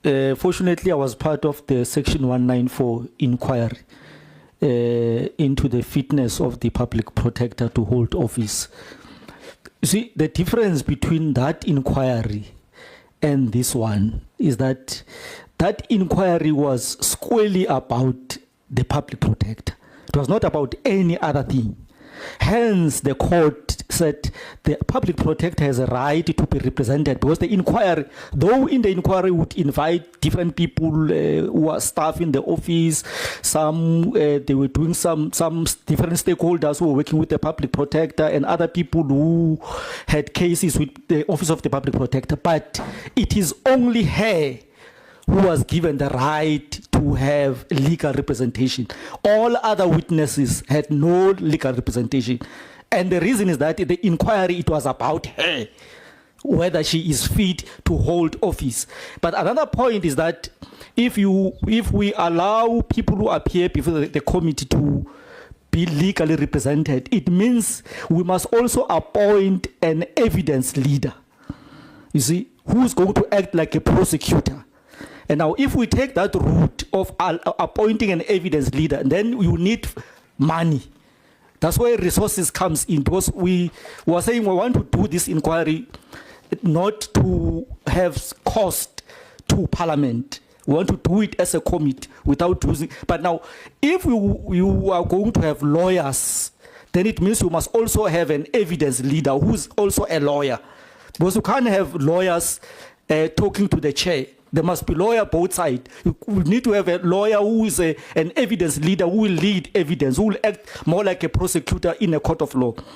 And then have lawyers that are representing their clients. So you can't have a lawyer on one side, but on the other side, you are having the chair of the committee. So I think the circumstances are totally different, because we are not we're not going to determine the fitness of any individual, and we're not accusing any individual. You see, this is an inquisitorial process like that we have indicated. There's nobody who's been accused of anything by this committee. So if we're saying people, they've got a right to be legally represented, whom are we referring to? Out of all the people who are going to appear to this committee, who should be legally represented? Because in that one of the Section 194, it's only the public protector who was legally represented, because the whole inquiry, it was about her. But other people who were called in the committee, they never brought lawyers. Thanks, Chair. Thank you very much. So, and I'll come to you, Honourable Scott, and I just need to, I may address the issue. Two takeaways from this, and we've made this clear, both in the terms of reference, but also in my letter to the committee, which is public and parliamentary record, which is why I wrote it in the manner that I do, that the objective of these inquiries, the objectives are set out clearly at the beginning. None of that says it is to find anyone guilty. We've said that clearly. That's the first thing. The second thing is that this is a member-led process, as Honorable Skosana has reiterated. It's a member-led process. It's an inquisitory rather than an accusative. It's not a judicial or quasi-judicial process, and so on. What I want to say to you, Honorable Skosana, now Honorable Skosana Mandla, is to say that because the legal advisor says this matter is untested, if there is any witness that wishes to challenge this, they are free to do so clearly. We can't, however, we should not change the rules on the off chance that someone unknown may be uncomfortable with what is on the table. So what we are accepting as a committee is that if there is a witness who wishes to challenge that part of the terms of reference, because it's an untested area, they may well do so. But I don't think we should then change the manner in which we want, because the implication relates to what you said earlier about cost. It relates to the length of process. It relates to the complexity of the process. And we want to keep this at the level of enhanced oversight by the committee and no further, and use parliamentary resources and use state resources, etc., so that we keep it here within the ambit of the state. I take the point that you are raising, but I think what I'm taking away is that if anyone wants to challenge, they may well do, because it hasn't occurred before. It's not our job to imagine that somebody will. Thank you, Chief. But for me, I'm thinking about those people, those witnesses we are talking about. If they don't have the money like we have, which we don't have, is taxpayers' money at the end of the day, that we should not be thinking, we should not be naive and say, you know what, we don't care about what happens to the other person. For me, from where I'm sitting, I'm saying to you, Chair, I heard the legal advice saying, you know, it's silence. Let's not make it silence. Let's speak louder here about this matter, because we have a legal advice here who's paid by Parliament. Somebody who's not here must pay out of his or her pocket. Now, I'm saying that's my opinion. Remember, we are discussing here. I'm saying to you, Chair, for us to have an inquiry, because we've been dealing with the matter of RAF for some time here, we want to conclude on this matter, which I agree. But let's be fair. Because if we are having an inquiry for the sake of inquiry, I was not talking about the public protector anyway. Because I don't think the inquiry was up. Listen to me, Chair. And I just want to actually get the point of clarity. When you say legal representation, what do you mean in practice? I'm saying a lawyer. If one wants to use a lawyer, if he wants to use a lawyer to speak, let's not say the lawyer cannot speak here on the inquiry. No, not an advice. An advice is something. Advice is like when she's giving an advice now. I'm talking about someone who wants to use a lawyer. So what's wrong with that? To do what? What would the lawyer do? I'm saying, remember, Chair, you are going to subpoena those people to come to the inquiry. He wants to get a representation. A representation is a representation. You can't say to do what? A representation is representing him or her. So Honorable Skosana, can I just, because this needs to be clear also to the public, please just, so if Mr. Bowman is a witness, they're coming to the committee to account for a particular issue. They bring their lawyer to sit here. Once Mr. Bowman is done, his lawyer lives with him. During the course of Mr. Bowman's testimony before the committee, apart from advising him on how to answer the questions, how to deal with the questions, what else would that lawyer be doing? What else would they be doing? Chair, simple. Like we are sitting here. If a witness wants to use a lawyer, after he's finished with his evidence, he'll go or she'll go, and that's it. You're not answering my question. What would the lawyer do during the course of because the lawyer actually plays an active role in this instance, in that you, honorable member, ask Mr. Bowman a question. Mr. Bowman asks the chair to confer with his lawyer, and the lawyer explains to him how best to deal with the question, because Mr. Bowman is a witness. And then once they've finished conferring, Mr. Bowman answers. That is allowed. I'm asking, over and above that, what is your unhappiness? What else would the lawyer be doing? Would they be asking the members questions? I'm trying to understand your apprehension here. What's the concern? And I'm asking genuinely. My concern, Chair, is why are we not allowing witnesses to have a lawyer, a legal representative? Okay, maybe I'm losing it. They are allowed to have a legal representative sitting next to them. When they get asked a question, if they feel comfortable to answer it, they will answer it.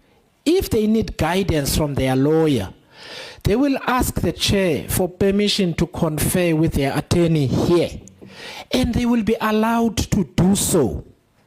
Now I'm asking, apart from that, what do you imagine this lawyer doing? The presentation Yeah, I think it's on now. What I'm not getting from you, Chair, I'm talking about you now. Do you have a problem of a lawyer talking on behalf of the witness, and why?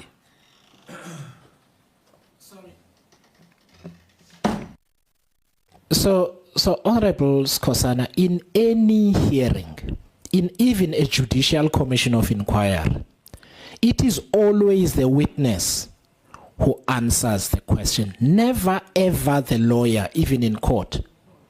It never happens that the lawyer is the witness's representative, not his or her mouth. They may not speak on their behalf. They may, yes, I'm trying to get your apprehension because we're getting bogged down in the issue, and I am worried that you're raising an issue where that is already addressed. So the lawyer in any forum never substitutes the witness. It's always a witness who answers. Right. That's the first thing. In fact, in those hearings, they're not even allowed to confer generally with them. You answer the question. Your lawyer may object to the question and address it to the chair, but actually they just may not answer for you. Also because the issues at hand are not within the personal knowledge of the lawyer. The lawyer does not work at RAF. He or she doesn't know what happened. They were not in the meeting. Right?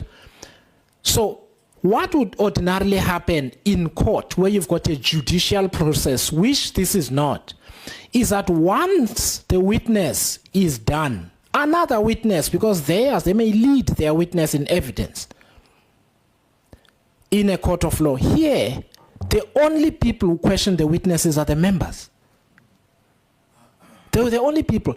And before answering each question, the person may confer with their attorney, and we wait. The lawyer has no other role in the proceedings. And I'd really like to propose that we move on from this, because the person, to the extent that they've got an apprehension about their rights, they are going to say so, because they'll speak to their lawyer and give a reason why they can't answer the question. Because what happened before is starting again. It's starting again among us to say no. Chair, I'm not a runoff of a mill here. I'm going to present my opinion in this committee, and I'm within my right. No member must intimidate me in this committee. And if Darkmore has got a problem with that, to say no, why is I'm talking? I've got a problem with that. So, and I'm saying, Chair, wait, Chair. No, Honorable Skosana, it's Honorable Darkmore. Yeah, it's fine. No, it's Honorable Darkmore. Yeah, Honorable Darkmore must give me a chance, Chair. And if you are not pro-protect, I'll protect myself. And I'm going to say this. I'm not going to back down or being intimidated by anybody here. I'm raising my opinion here, honestly so. And I'm saying to you, Chair, if there's no problem, I think this 5 point, why you said that we don't need lawyers, there was a reason, am I right? There was a reason why there's this clause here to say. Honorable Skosana, the reasons are set out, and I don't want this to be a back and forth. Please just kill your mic. But can you allow me to finish, please? You've asked me a question, I'm dealing with it. I want you to answer, because otherwise it's going to be, I just want to say to you, Chair, is that all this, now there's talk, Chair. You know what? I normally don't like this, Chair. Honorable Skosana, can I respect people, and if people don't respect me, Honorable Skosana, can I now deal with them? I need to now set this out, right? Because we're gonna need to move on. We had a similar discussion last week, and the agreement was members may whisper to one another, but they may not loudly interrupt another member. And whatever has been going on there is not raised to the level of interruption of what you're saying. So that is the first thing. The second thing, Honorable Skosana. But you are saying that because I'm here, I'm hearing them. Okay, so in that case, then you may raise issues. The point I'm making is this: we need to rule now on the issue because we can't discuss it endlessly. The terms of reference, we've gone past that issue. We agreed it's not a judicial process. It's not a quasi-judicial process. It's not to establish guilt of anybody.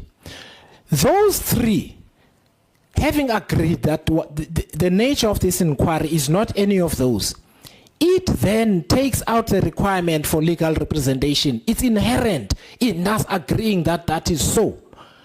You are addressing an apprehension that does not exist. And at this point, I then have to ask the members to say whether they agree with your assertion or not. And we take it to a vote and then we proceed. We can't discuss it endlessly, Honorable Skozan. I have indulged you for an inordinately amount of time because I want also the public to understand why we're taking the decisions we are. But it's becoming excessive, I'm sorry. It's fine. You are in charge here. But So can I... But I'm saying, let's go towards it, as you say. Let's not even go to vote, Chair. Let's not even go there because you know it's all about numbers. I don't want to go there, but I've made my if anybody in those people take us to court, don't say I never said so here. Noted. Thank you very much. Honorable Dagmo. Chair, just to say that, I didn't mean to in any way interrupt the member. My concern simply was that as the chair, there seemed to be a dialogue underway and some of us just want to express a view. I think we've canvassed this particular point and, it's very clear that in terms of the formulation of 5B, that it's a clear thing that the representative, no legal rep will be allowed to participate. My understanding of participate is speak and all of that. And there's a clear provision there which says that the chair, in his discretion, can allow, as you've described, a witness to, to consult, to ask like, should I answer this or etc. So I think that's clarified. I would actually like to move, Chair, that we adopt the document before us so that we can move on. And that I would like to formally move that. I'm standing in for one of our members. As you know, I'm normally an alternate, but I'm standing in for one of our members. I would like to formally move that the committee adopts the presentation that we've been given and the guidelines for this inquiry. I think a lot of work has been done, and the terms of reference, I think, will not only help this committee, but in fact other committees who are confronted with having to do similar inquiries. So I formally now would, as an order point, want to move acceptance of the terms of reference. All right, thank you. Honorable Nandanja. I second the adoption of the documents. Honorable Atkinson. I would like to add our name, the DA's name to that, that we would like the report to be adopted. Thank you. Can I just ask an order question? Are we not here as just ordinary members? I'm not sure if we should say if it's for the DA. I thought we just here as members. I mean, I can say I'm from the ANC. You make a good point. Please restate that, Honorable Atkinson. I express my support for the terms of reference. Thank you. Thank you. Honorable Matiwane. Thank you, Chairperson.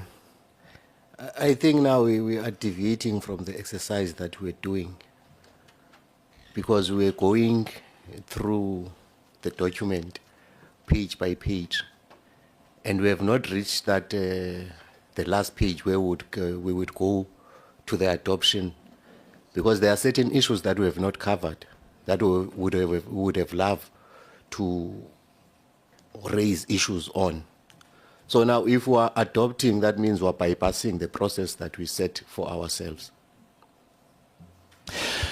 Thank you. So I was going to, thanks, Honorable Matiwane. So I was going to ask, in light of the proposal, because when the people were putting up their hands, I had no idea what they were going to say.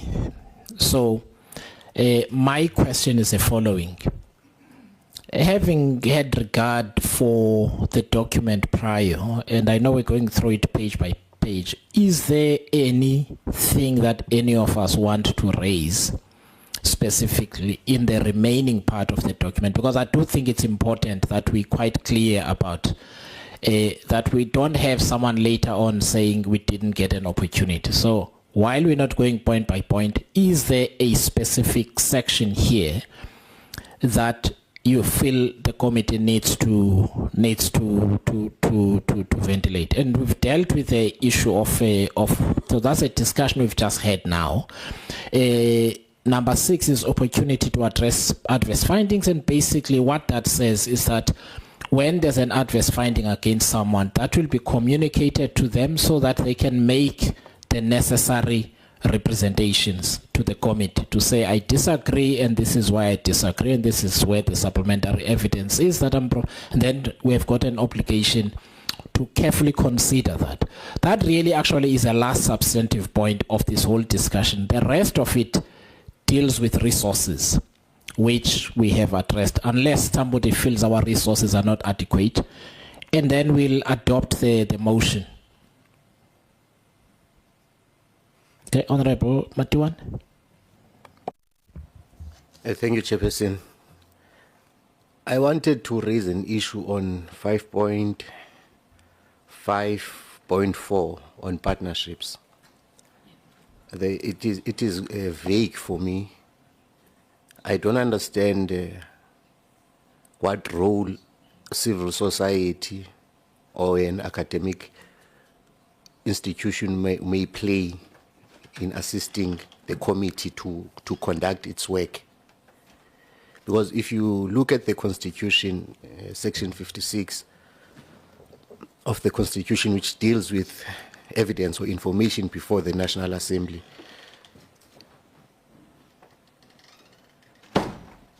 subsection D there says that you can receive petitions, representations, or submissions from any interested person or institutions.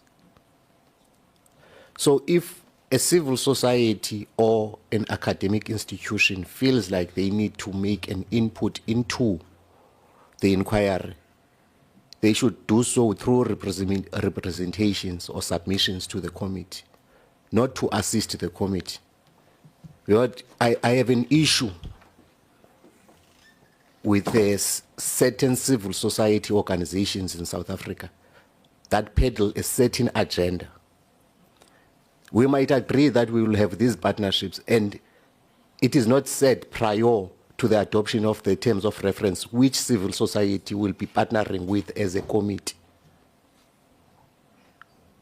So if that can be clear, maybe even the legal advisor, parliamentary legal advisor can tell us if it's permissible for us to go into a partnership with civil society to assist the committee. Because if they want to make submissions, they must make submissions. In what form will their assistance be to the committee? We need to be assisted by civil society to do our oversight work as members of parliament. So my reading of that, thanks for that, Honorable Matiwan. My reading of that is that we are not going to go out and seek the assistance. What may happen is that somebody writes to the committee and says, I want to assist you with a particular part of the inquiry. It is up to this committee to accept that assistance or not. Right? This can be a body that has got expertise in one or other area that is relevant to this committee. What the committee still needs to decide is whether we need that to accept that offer or not. So it's not something that we must do, one. Secondly, it is also not something that we are saying we will go and invite it, because it's not. So that's the first thing. The second part of my answer is a question to you, which is, am I to assume that you have no difficulty with academic institutions, merely civil society, because that's a whole section? I have no issue with academic institutions. But when it comes to civil society, you know, civil society is funded by external forces, maybe some are not even based in South Africa. And then now when we are saying we are partnering as a committee with an organization that may be funded from outside of South Africa, then there is an issue. I have an issue with that. So Honorable Matiwane, my answer is we may accept assistance. We are not going to go out and seek it. That's my reading of it. We're not seeking the assistance.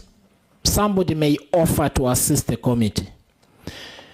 It would be the decision of the committee whether we accept that assistance or not on its merits. In other words, a research organization that has conducted research in a particular area that we will be dealing with. They say to the committee, we have the following data that would be useful to the committee. I think we would also be failing there because they're not a directly affected party.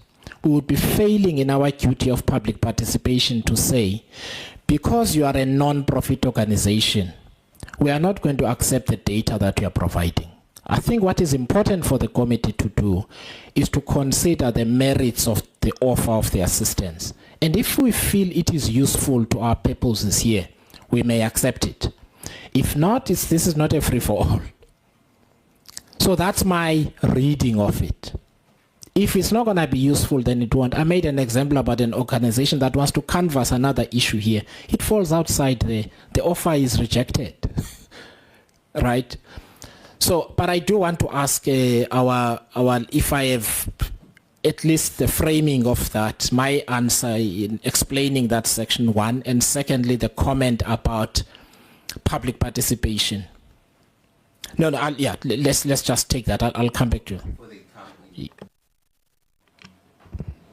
Maybe the wording is incorrect to say partnerships. Because my issue is with the word partnership. Because there's a difference between a partnership and someone making a submission. Okay, so I really am not married to that term. If it achieves the same purpose substantively, I'm okay with this. So would you be comfortable with external assistance to the committee? Because an academic institution falls within the same category. It's not part of parliament. Now, Honorable Skosana, you are doing exactly the same thing we are complaining about with Honorable Doug Moore. No, but I'm saying. I'm not talking. No, hang on. So I'm saying, Honorable Member, Honorable Matiwane is exercising the same opportunity you did, right? Please give me an opportunity to deal with him.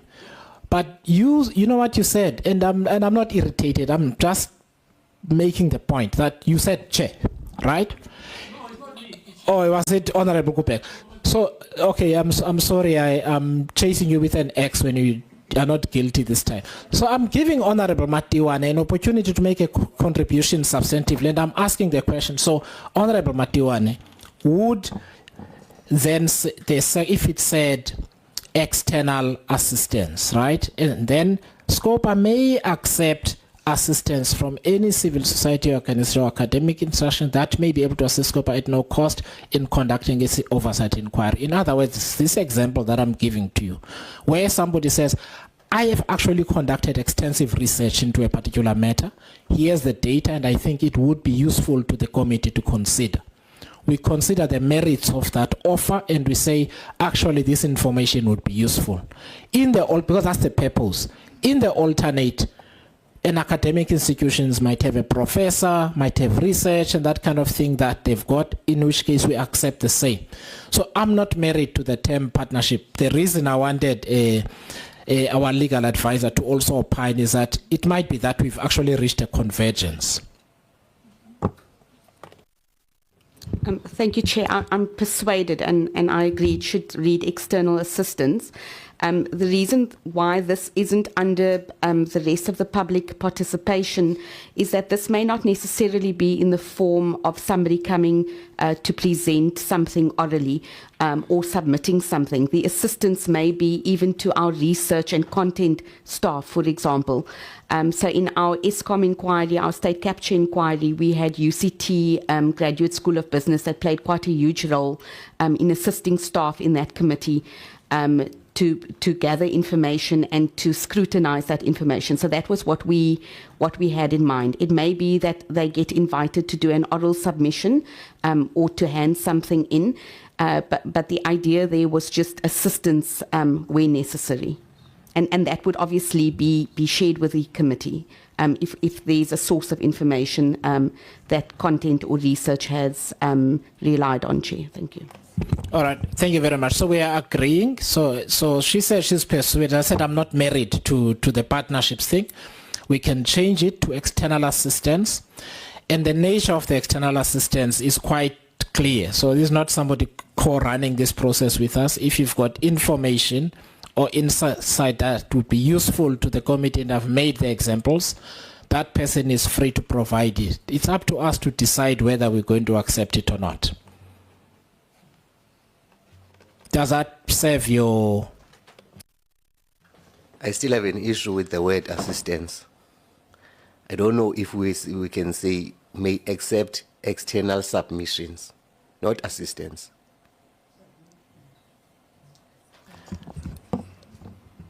Okay.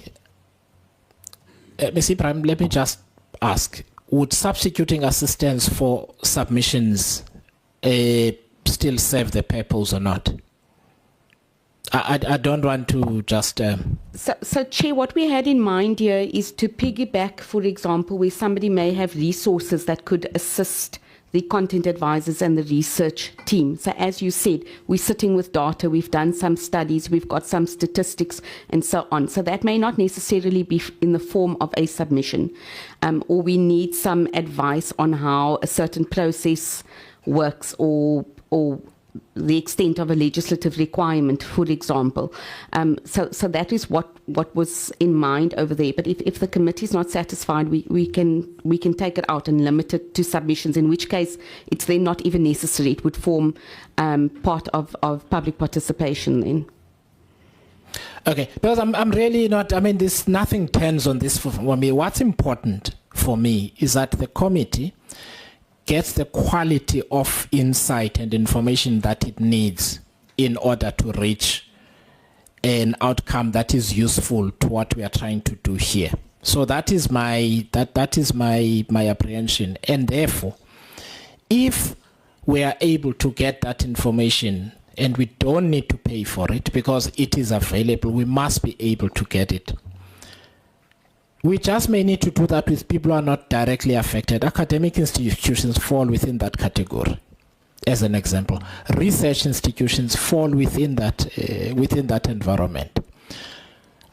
I don't think you are saying that we should close off that information at all. I don't think what you are saying. What you are nervous about is that somebody may inappropriately influence the process. That is your apprehension, right?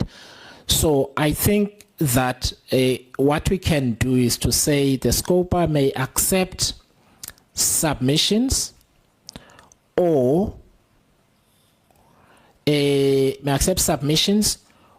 data, okay, from any civil society or academic institution. In fact, let's just say civil society or academic institution, right? Let's take out organization. That may be able to assist the scoper at no cost in conducting its oversight inquiry. And that means we might go to a body that collects certain statistics to the extent that we need those statistics and that they are useful to the committee. So does that satisfy your concern? And we do away with the word partnership. No, it's off. It's been removed, yeah. As I said, nothing turns on it for me. It's what matters for me is the substantive purpose thereof. Is there, since we are on you, because I want us to finish, is there any other area that you are concerned with, Honorable Matiwan? Because that was a question. That was the only part.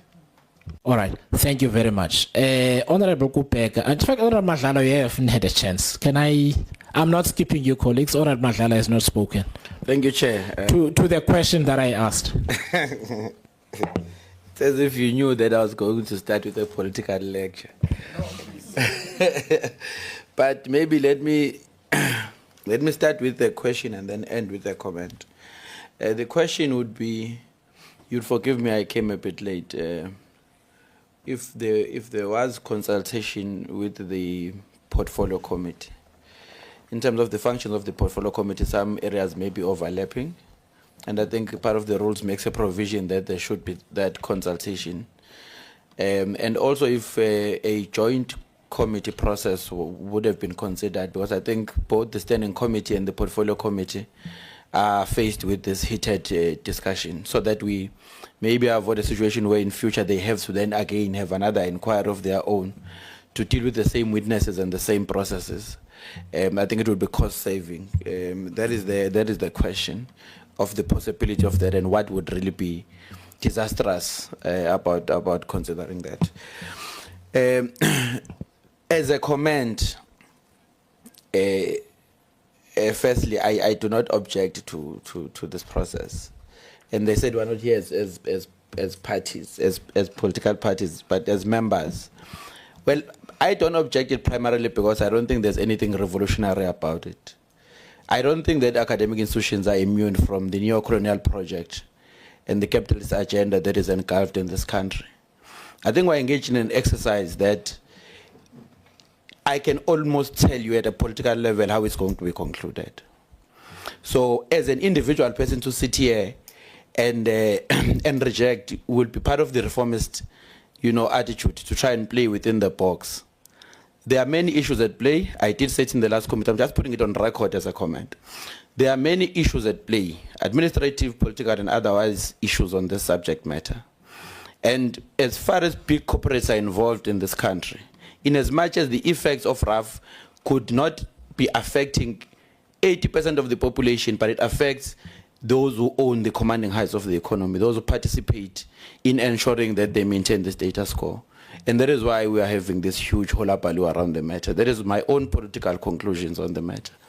And we are now playing around the system to say what would be just and what would be unjust to present to or to inquire about in this process. Whether at an ideological or at a revolutionary level, we believe that RAF in its existence does require to be reformed or to be transformed.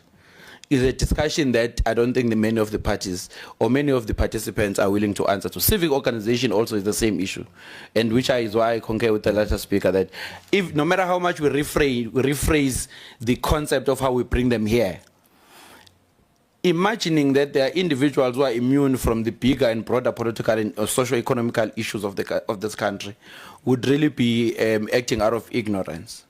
And whether when we interrogate them, we want to arrive at a point that, well, besides the information you are giving us, how do we verify it? How do we vet it? How do we vet your interest? Beyond it, where do you derive your existence? And what agenda do you drive in terms of the political issues of the country? And where we come from historically, where we are, and how do we see the future? And imagine civic organization as progressive. And progressive, not in the Adam Smith or in the modern term, but in the reality of the African context. How do we see them participating in a role of transforming the society to equality, to equal share and equal economic distributions? So it's a broad discussion that we could not finalize here. So me sitting here and objecting is still playing part of the game. So we'll allow the process to continue. That is my own view.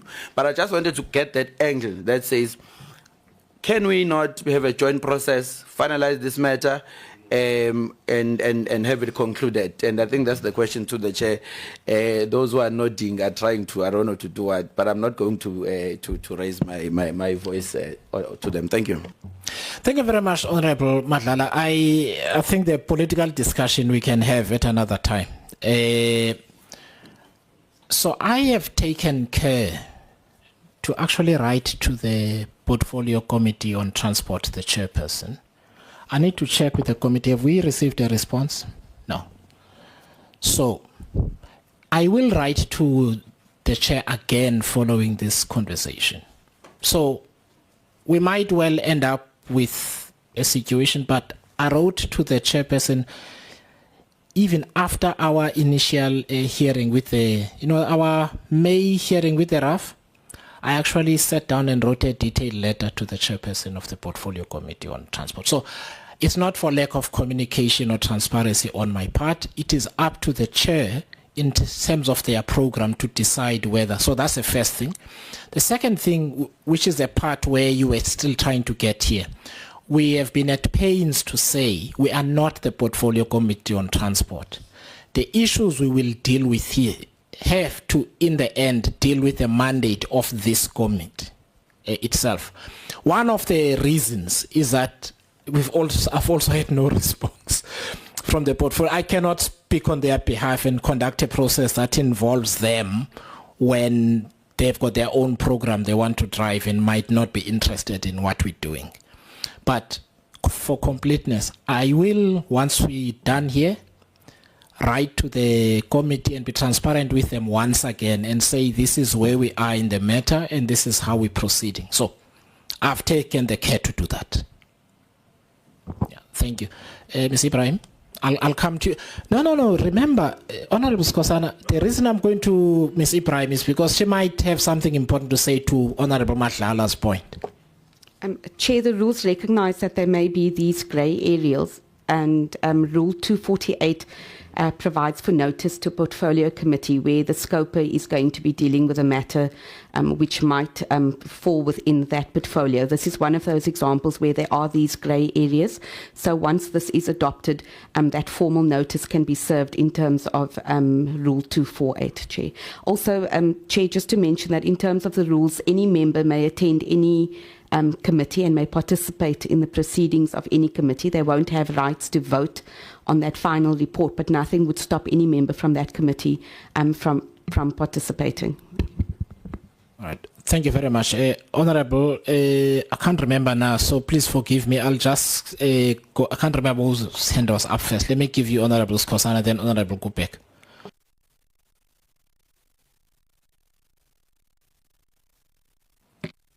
Yeah.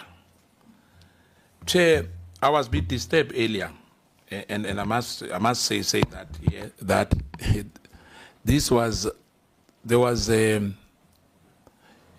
this report was already accepted. There was a seconder on this, but anyway, you came back again that we must finish this because we're not finished.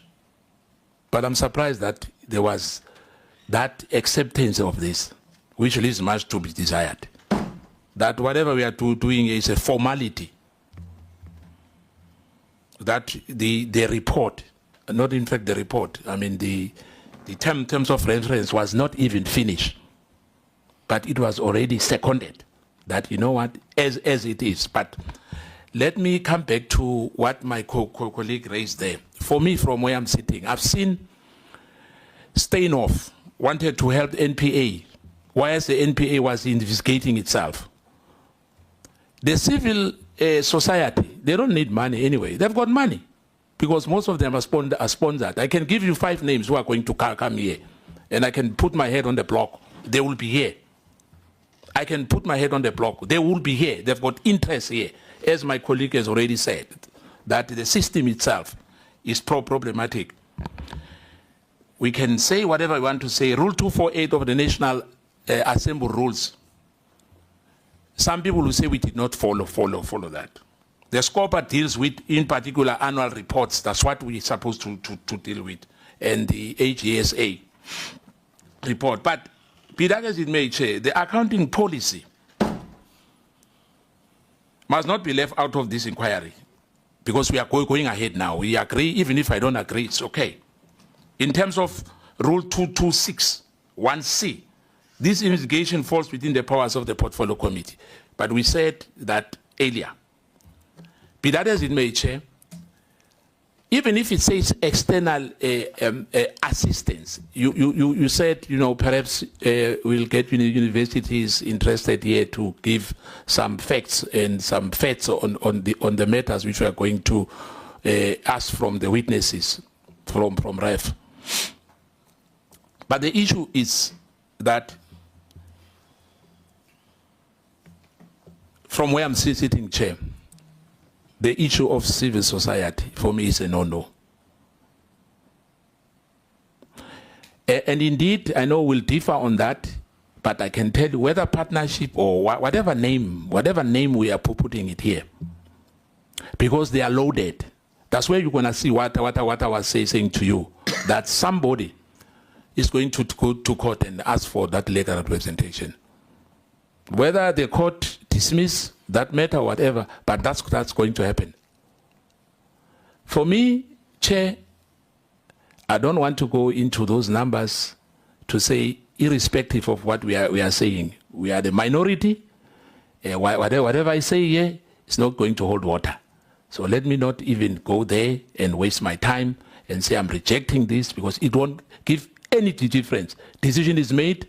Whilst we're on 5.1. Thank you, Chair. Thank you, Honorable Skosan. I just need to make a correction here. So there was a proposal which was seconded to accept the terms of reference. I, as chair, felt that we need to be certain that the members understand what they would, and to the extent that anybody has an objection, we deal with it. Honorable Matiwane here did not need to rely on numbers. He raised an issue. We dealt with it substantively. We made edits to the terms of reference. As you saw, you were here. And I think that should give you the comfort that this is not about numbers. So that's the first thing. The second thing is that the issue of the accounting policy, you may have missed it. It will be part of the proceedings. We discussed it earlier. So if that's what you were referring to, so it's not skipped. It's in. Honorable Beasley raised it earlier on. Honorable Kupega. Thank you, Chair. Chair, on 5.5.4. I 100% echo Honorable Matiwane's input, especially when it comes to assistance and or submissions from any civil society. Chair, we all know this is South Africa. Civil society is weaponized. When they come here, they will come here and they will put up a posture or a position of certain individuals, companies, your, dare I say, your discoveries, your Gertnel behind us, and we all know what they will do.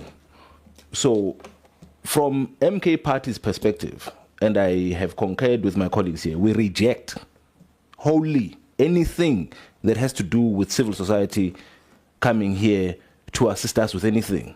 As far as we're concerned, we do not need any civil society interaction here.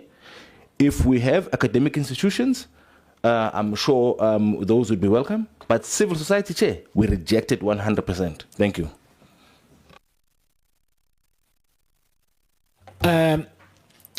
So that's noted, Honorable Kupeka. I just want, on a point of clarity before we conclude, that any member's discomfort with any sector of society is superseded by Parliament's obligation to public participation.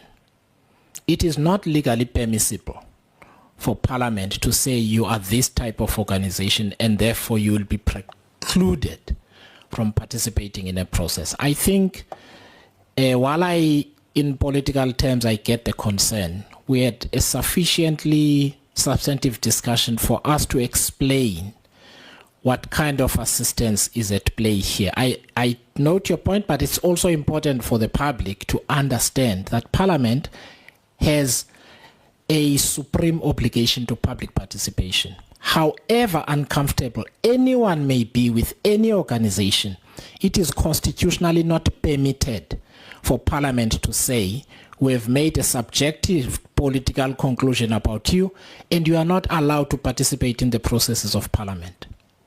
It's something that we can't do, but your views are noted and they are on the record. Honorable members, may I ask, Honorable Neil May, because I was going to say then, subject to the issues raised here that we've now dealt with in the edits, can we then accept the terms of reference as they are? Well, seeing you asking that question, Chair, yes, from our side, we accept the terms of reference and the latest input that you yourself have come up with as a solution. Thank you. All right, members, the move was proposed, seconded, and reiterated again. Can we then adopt the terms of reference? Chair, yes, I suggest we adopt. Yes, Chair. Thank you. Yeah, of course. Honorable Madlala, you know me. I give people chance. thank you, Chair. I even run over and we get into trouble. No, I wanted to say it seems that there is a spokesperson, so you may just ask Honorable Neil May. He said from our side, so maybe in terms of adoption, you can just say from their side also. No. The position. No. The reason I'm taking people seconding is because I need to get a seconder. So our side on its own does not suffice. Sorry, I just want to iterate. From our, let's say, Honourable Skosana had to leave, and he did mention we did speak before he left the room. So between Councillor Honourable Skosana and myself, we'd like to accept your proposal. Okay. Thank you. No. Thank you. No. I know, and also Honourable Skosana had notified me in writing that he has another meeting to attend, and Honourable Dagmore is his alternate in the committee. So, Honourable Skosana? Yeah, thank you, Chair. As I said earlier, this was long accepted, Chair, before we finish, whilst we were on number 5. So it's just a formality. We were, as I said earlier, there was a proposal, it was accepted, and accepted again. And until Matiwane, our colleague, said something. But for us, we are very, very, very, very clear. Chair, it doesn't matter whether we accept or not. This thing has been already decided, done. Thank you. Noted, Honourable Skosana. Honourable Dagmore? Chair, now, my understanding is that there has been a proposal and a second and no objections. But I just wanted to address you on one issue. I mean, you've raised this issue of civil society. To be very honest with you, I'm very interested to hear a critique of which private sector influence over this whole area. The issue of the legal profession, the issue of the healthcare, insurance, etc. So, I mean, I'm not just addressing this to honourable members who spoke before, but I think all of us, if we have information about, people who are conducting themselves in anti-competitive behavior or undermining this whole issue. I've said before on the Zoom that my own view is that we need to move towards a no-fault principle. Now, we're obviously not going to deal with that in this inquiry. But, there's an AfriForum. That's a so-called civil society group. There are black management forums. There are different organizations. And I think it is our responsibility to also push diverse organizations from civil society and the corporate sector and the business sector to come here and tell us what is actually wrong in RAF. Is it because it's been controlled somewhere? I'm not one for conspiracy theories, but I'm looking forward to this inquiry where we really understand the issues around who's actually controlling this particular board. So I think we should go out there and really get everyone to come here and tell us, in their view, what is going on here. And I think we should treat it in that way. Thank you very much, Honourable Dagmore. So one of the things we'll do is we'll publish the terms of reference. We're obligated to do so, and also provide an opportunity to members of the public, and those may be natural persons and juristic persons, to make submissions here. What the committee then has to consider is whether the submissions fall within the terms of reference or not, but that opportunity will be provided. And I check everything with the Parliament Legal Services before I communicate, and I'll check there too as well. So there will be an opportunity for public participation or for submissions, basically. Thank you very much, honourable members. We adjourn.